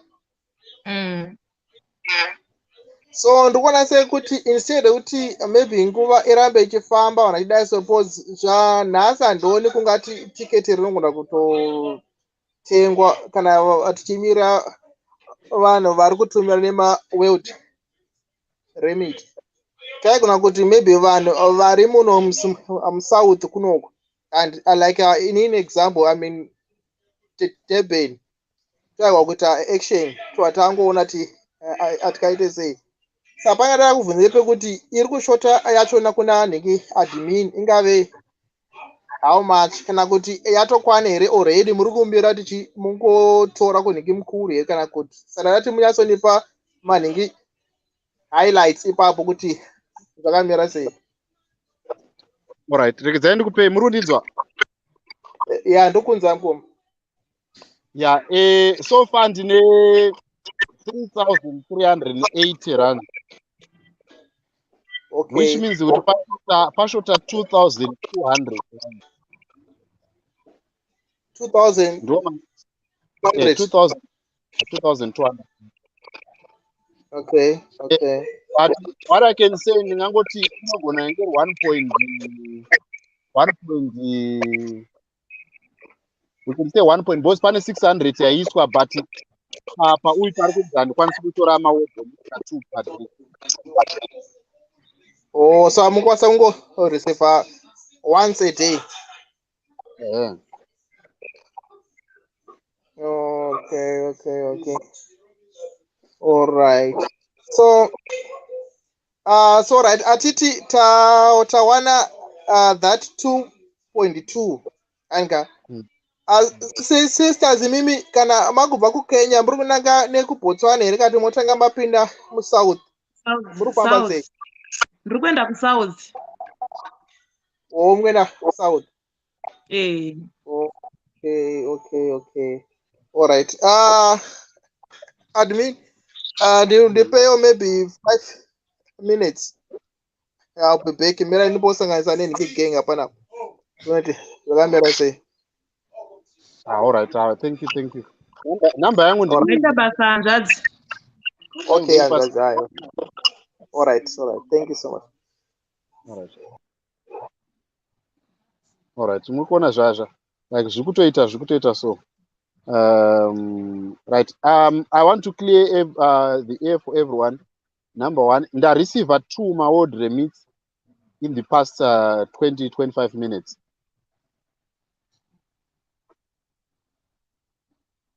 Okay.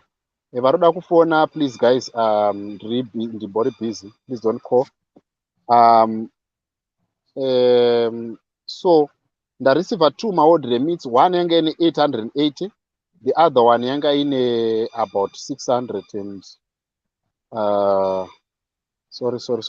Just hold on. 600 pane yapinda panapa 606. So just 600 rands. So 2 dzandareceiva, which means kuti ndane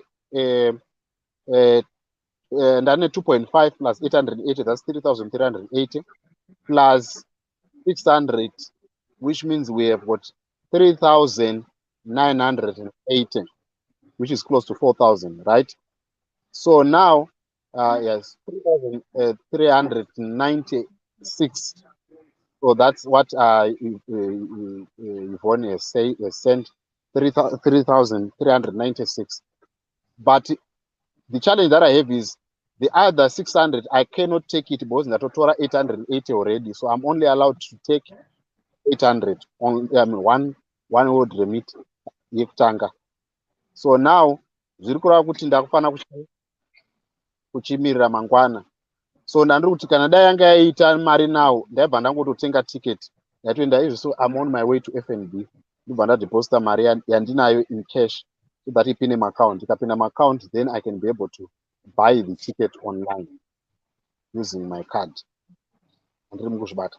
Saka so far tine 3,390, but yanda collector so far is 3,380. So that's the scenario that we have. Tamirira pana brother wanga vari pana palive vari kuti vatiti pay 5 minutes, so weare just waiting kuti kana vakatiwanisa 2,000 because dai tangowana 2,000 now, 2,209, 2,200 taibva tatobhuka ticket redu now. But ticket tachona, just for everyone, for clarity sake, rinenge richikwana, riri kupira paticket rinenge riri musi Wednesday zvichireva izvo kuti musi Wednesday ndo anokwanisa kusimuka nemari yaanayo izvezvi kuKenya, anokwanisa kugara 2 more days then ozokwira musi Wednesday. So ndo scenario yatinayo as an update to everyone. Zviri kujeka here hanzvadzi? Aiwa, zviri kujeka. Ndinotenda kune vari kuburitsa maita basa kuti zviri kujeka, zviri kufamba. Tangonetsikana kuti ko world remit yose yaregedza kutorekawo veduwe zvingadai zvasarawo at least 1 point yaizoitawo nyore kuburitsa kubva kune vanhu, but hazvinei, totenda Mwari nezviri kuitika izvozvo, nekuti vanhu vari kubvisa mari dzavo kubva pasi pemwoyo yavo ende havasi entitled to help. So I'm really grateful for everyone abuditsa mari. Mwari vawedzere pamatapudza. I prophesy success in your marriages, finances, you never lack in your family.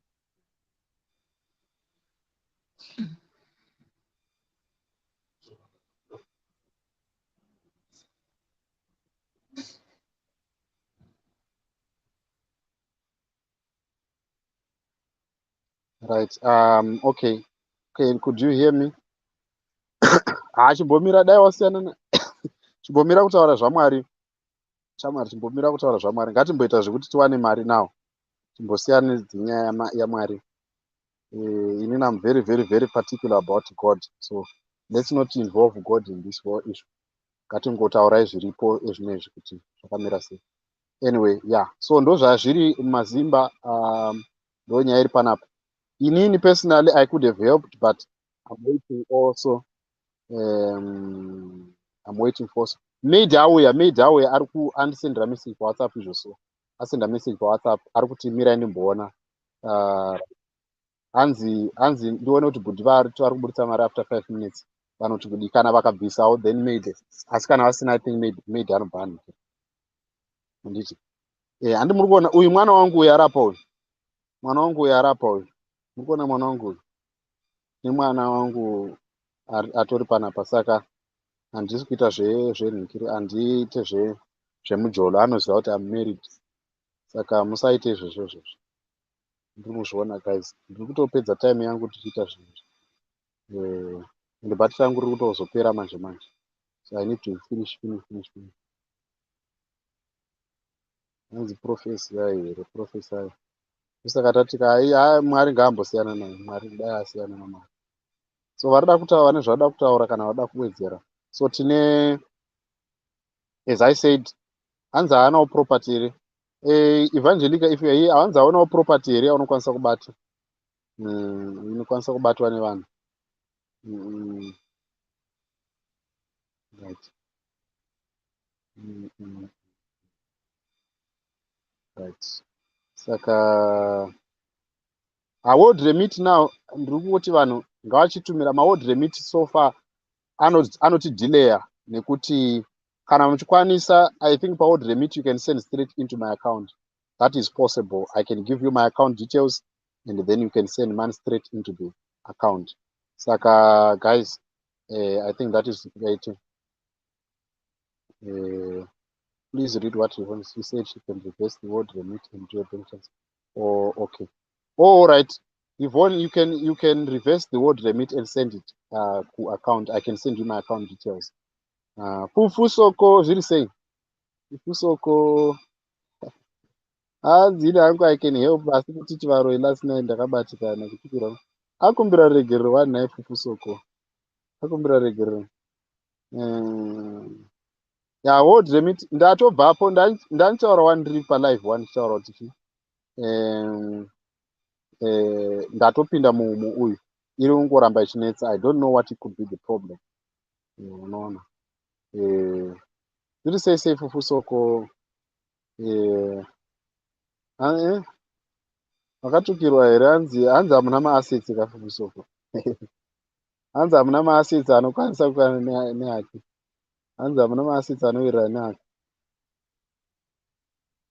Oh, so I think ngatimboisiya iri ikoko, then I'll take it tomorrow. Then tinozo, what I was thinking ndezvekuti ndoitora mangwana and then ndobva tabhadhara intercap paBossman. Tabhadhara intercap paBossman toziva kuti mari yake iri sorted. Then inini paanosvika musi Wednesday kwakungomuitira Uber from Park Station, kutomurequestira Uber from OR Tambo kusvika asvika paPark Station. Asvika paPark Station, we're out of it. We're out of it.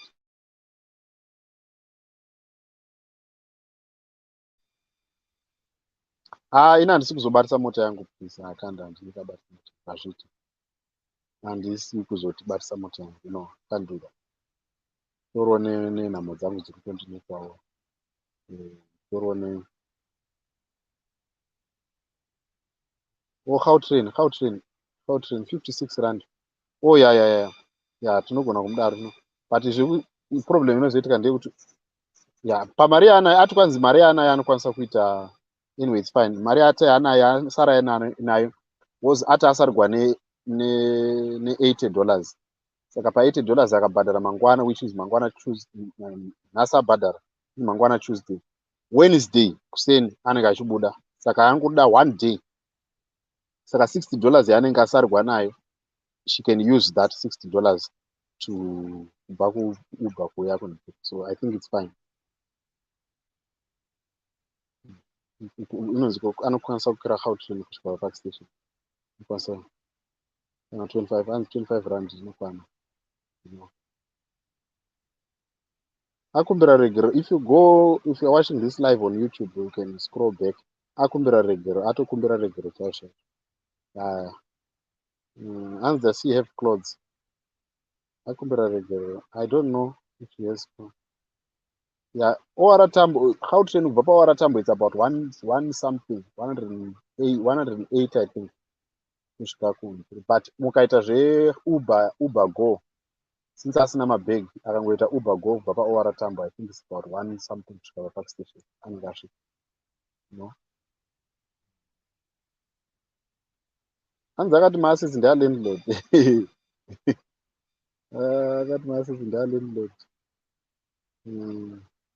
Hanzi dai ari Slender useni ndaimupa 1k. Musadaro kana.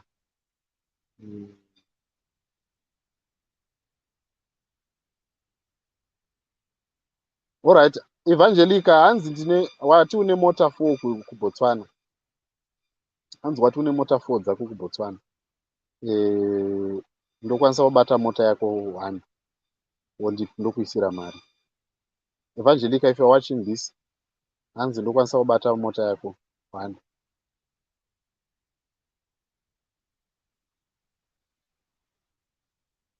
Right.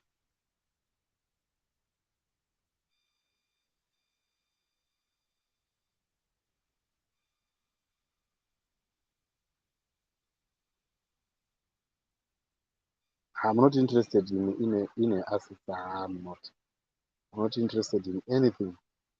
Chitomboda kana chipeneti paari kana 1. Chitomboda kana chipeneti. Chitomboda kana handkerchief handitomboidi paari. Chero akandipa mari, I will not take any money from him. I don't want anything chake handitombodi.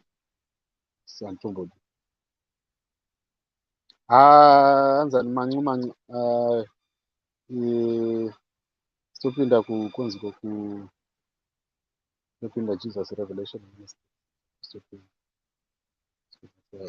Izvo so ndatomisa service so that I can address this. I actually have my service. Inini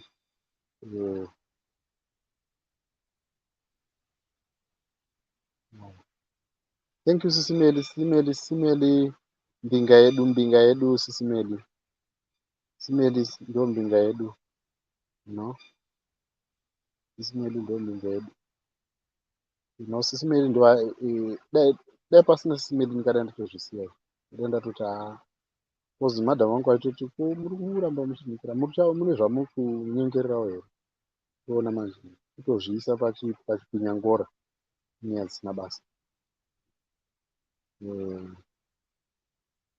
Hatizivi isu kwedu kuchechi hakuyi nekuti kwanzi tinotora munhu anodanwa neshoko, kana akadanwa achinzi akasanganawo neshoko tinozongomuonawo, but kana pasina hapana.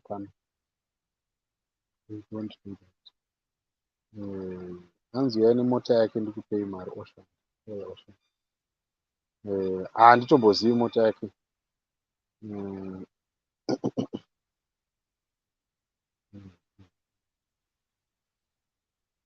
Right, Evangelica, please come through tipese nyaya yedu. Inzwa zvako shamari, Leonora, nditopinda busy chai. But it's only kuti I have an understanding why, you know. And zvinhu zvangu zvese zviri pachena. Ndiri gentleman handivanzi zvinhu zvangu zvese. I'm a straight like this. Straight like this. Straight sezvinhu. Anonzi Evangelica what. Evangelica Sunday. Ndotonzisa tsitsi because chiri kundirwadza, chinyaya kundirwadza ndechekuti isusu semazimba. Yes, munhu aita zvaaita izvi. But nyaya iripo ndeyekuti izita redu rinozosviba kunzi maZimbabwe vakaregerera munhu wavo just because anga that.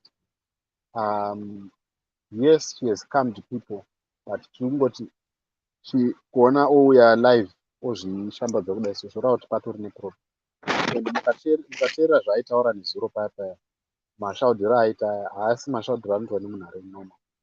So izvozvo ndizvandiri kuti semaZimbabwe ngatingodzidzai kubatsirana kuti kana munhu achinge apinda mudambudziko then assist one another. Let's cultivate that culture yekuti we have tolerance towards each other, and that is how we can change Zimbabwe.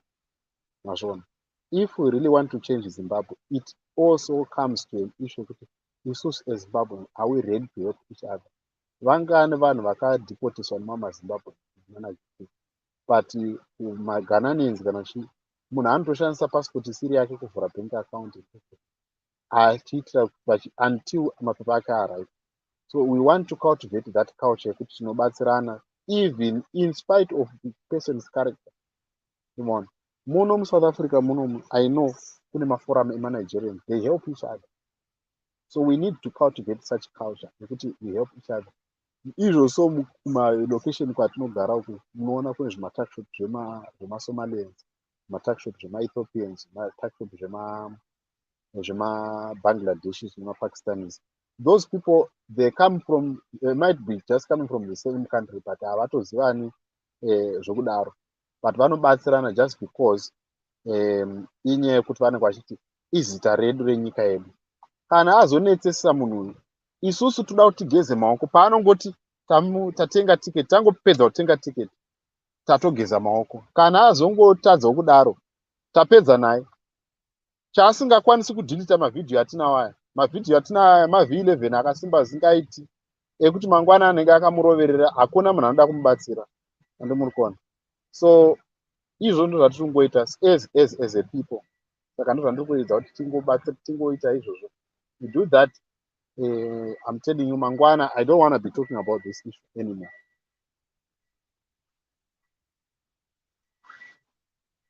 Yataura hako zvokuzotukana kuti chichi.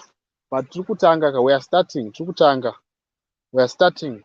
We are beginning. Saka we begin from somewhere.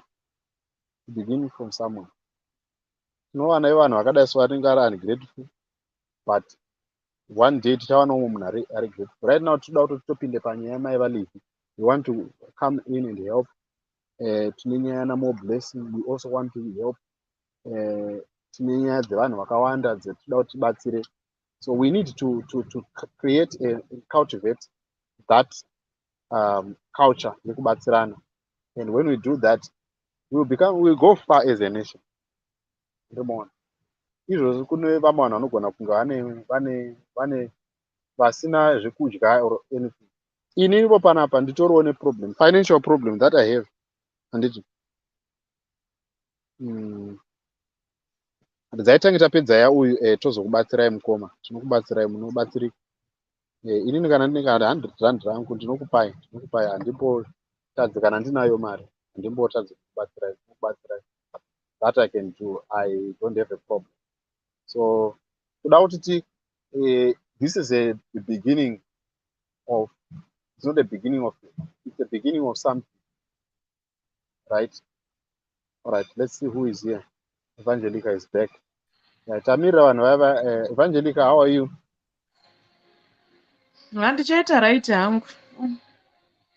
Right. Right. Tamira mukoma vaya vati vachaisimbira. Mukoma kana muchiri panapa, kana zvaita munongopinda. Izvinezvi ndambopinda paFNB ndimboisa mari yaya. So that kana ndazoda kuzodzosera vanhu mari, I can just send them straight from their account. No, kune vanhu vakawanda vatiri kufanira kubatsira. Inini I created this platform to help others. We want to do that. That's what we want to do. Anyway, Sister vaya vanga vatumira 600 vativo vachaisa mubhengi. Vachaita kuti iite a bank deposit. Vari kucancela cash pickup. Voita kuti ipinde mubhengi menyu so that it can be used today. Saka I don't know kana vakabudirira amene kuti vakucontactai here kuinbox kwenyu kuWhatsApp. WhatsApp vasati vasenda message. So I think vari in process. Maigona vatumira madetails panhamba dzavo dzavanga communicate nemi. I don't know vari in process yekucancela. I'm not sure kuti zvichabudirira here. All right, no, it's okay. Kana vakadaro vanenge vatogona toziva kuti taine 3,900. We are now left with titasarigwa ne 1,500 ndo inenge yasara. Inenge yangosara 1,500. All right. And I want to donate 2,000. Candy Floss Mkunu, I want to donate 2,000. Get in touch with me on the number that is on the screen. Candy Floss Mkunu. Candy Floss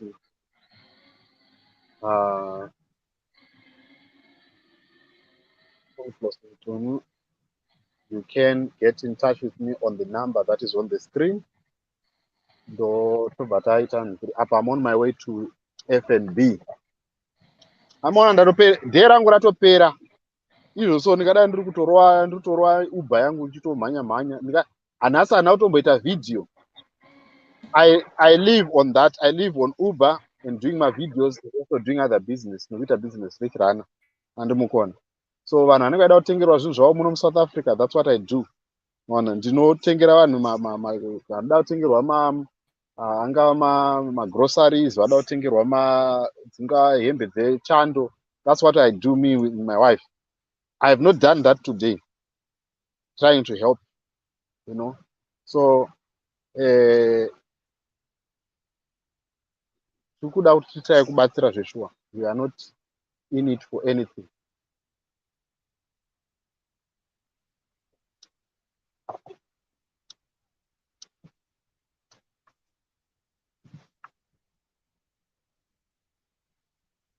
I want to donate a burnt offering.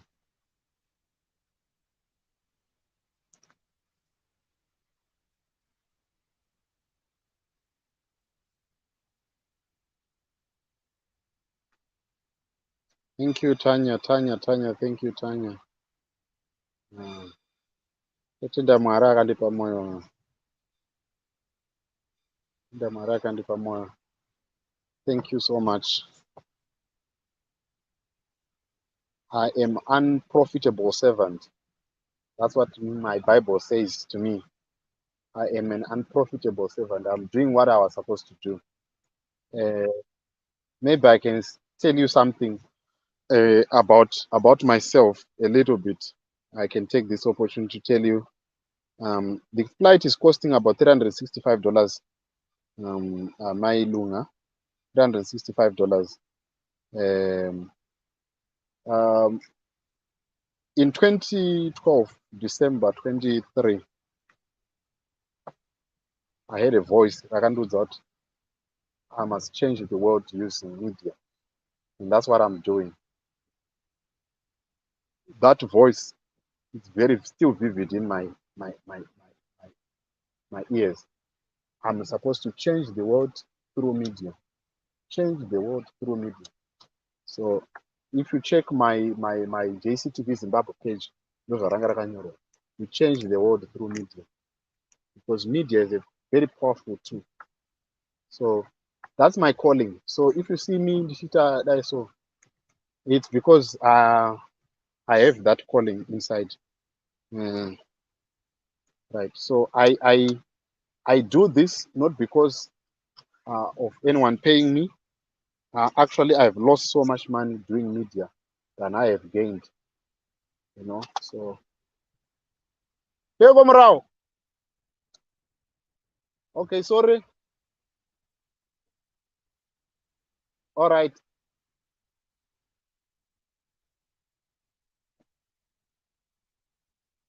Ishap. Okay. Right. Sure. Right. So that's my page. Rakanzi JCTV Africa. I lost my other page. Rakanzi JCTV Zimbabwe. So if you want to support me, please go and follow page Rakanzi JCTV Africa and YouTube channel Rakanzi JCTV Africa. J for Jesus, C for Cape Town, TV Africa. That's the page. Right. All right. Okay. I'm waiting for people. Right. Ndikumboenda paFNB. Vansoda kufamba nekeshi kandogona kungobatwa ngunzi kana ndikazotoita mahwani. Kubatwa ngunzi nemari dzevanhu. Kuna handina chandambodya. Unoona taura 2 hours sina kana chandambodya. There is no bus from Kenya to Zim. Atoona kuti process yachina yakato iyoyi itori nani. Because $362 kusvika muno. Nemari yaanayo inokwana kuita zvako.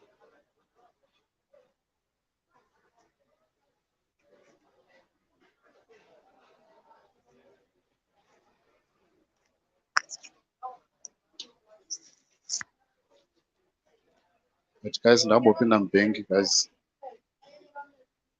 Right. Right guys, I think I'm going to end this live. Ndozodzoka. Ndambopinda mubank 2 minutes. Ndambopinda mubank 2 minutes. JCTV Africa, that's the name of the page. Name of the page, JCTV Africa.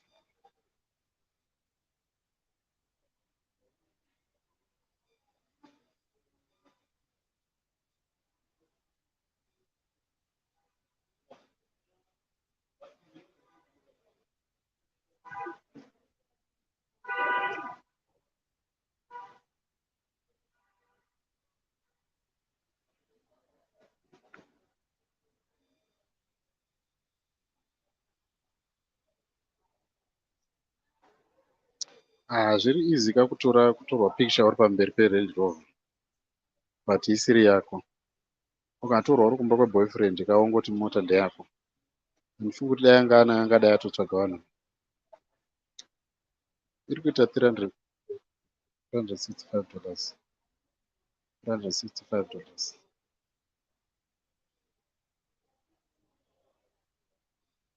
$365. $365.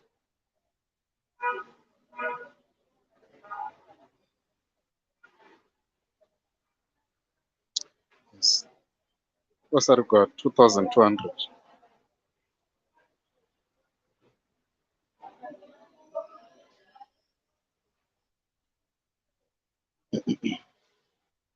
Yeah, kwasarigwa 2,200.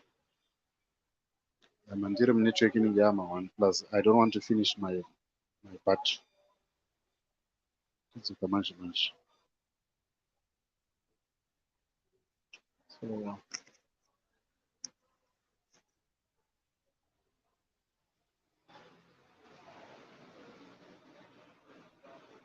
yeah, it's in rands. It's in South African rands. 2,200 rands, which is equivalent to, I think, $150. $150. $150 left, guys. Come on, guys. Let's just finish this thing. Let's just finish this thing. She's flying to Botswana. She's flying to Botswana. She's flying to Botswana. That's where her daughter is. She's flying to Botswana.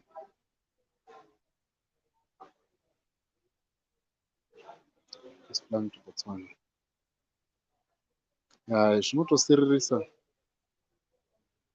Zvinotosiririsa chaizvo. We are left with 1,000. We're left with 2,200. 2,200. 2,200 is left. 2,200 is left. 2,200 left. So you can get in touch on that number. Nezuro data ndakatora ndishandisa ndakatoisirwa nasimeli neimwe wewisha. Sister vaiva unozikomedi. I think pakutoda help yenyu sister. Pakutoda help yenyu. Ndotoda kokamuchacha. Handina namba dzamaititi. Kana varipo vana namba dzavo vanogona kuvaudza kana kutega palive. But I think senyika hatingamboshaya 150 yekuti tibatsire munhu.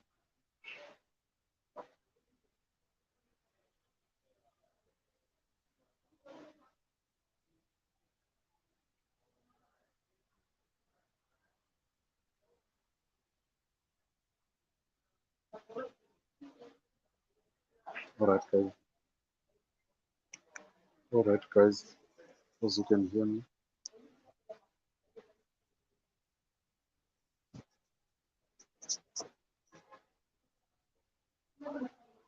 Negonyeti zvaiita but manje mukatarisa mahours achona akawandisa. Eti mari yacho yakangofanana netiketi yendege. Was it 167 from Zambia from Tanzania, Dar es Salaam to Zimbabwe, $167 plus $31. That's about 190. We're not including mari yekudya kubva muKenya kusvika muTanzania. Then mari yekudya kubva muKenya kusvika kubva muTanzania kunobata Zambia. Then wachizoti mari yekubva I think it's about $20 or $30. Vanhu vanga vachiakwire gonyeti vanga vachida kurarama. Yeah. So guys, if you check my live, azokumbira regero. Someone tazomuta kuti akumbira regero. But anyway guys, I'm going. Was battery tangu rapera. The battery is about to finish. I'll give you an update in maybe 20 or 30 minutes. Pari kudiwa about 2,200 ndo yasara. 2,200. 2,200. Akumbira regero. If you check this live, mukazotera ndiri kudwara pane musikana ari staki kukenya vatinoda kuti adzoke kumusha pari kugara kubotswana.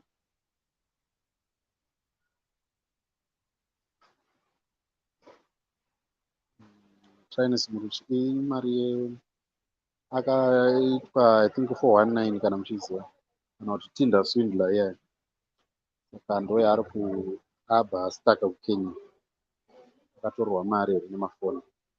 So that is the thing. So tinoda kungoti akwanise kudzoka kumusha, then zvobva zvaabva aita zvinhu zvake.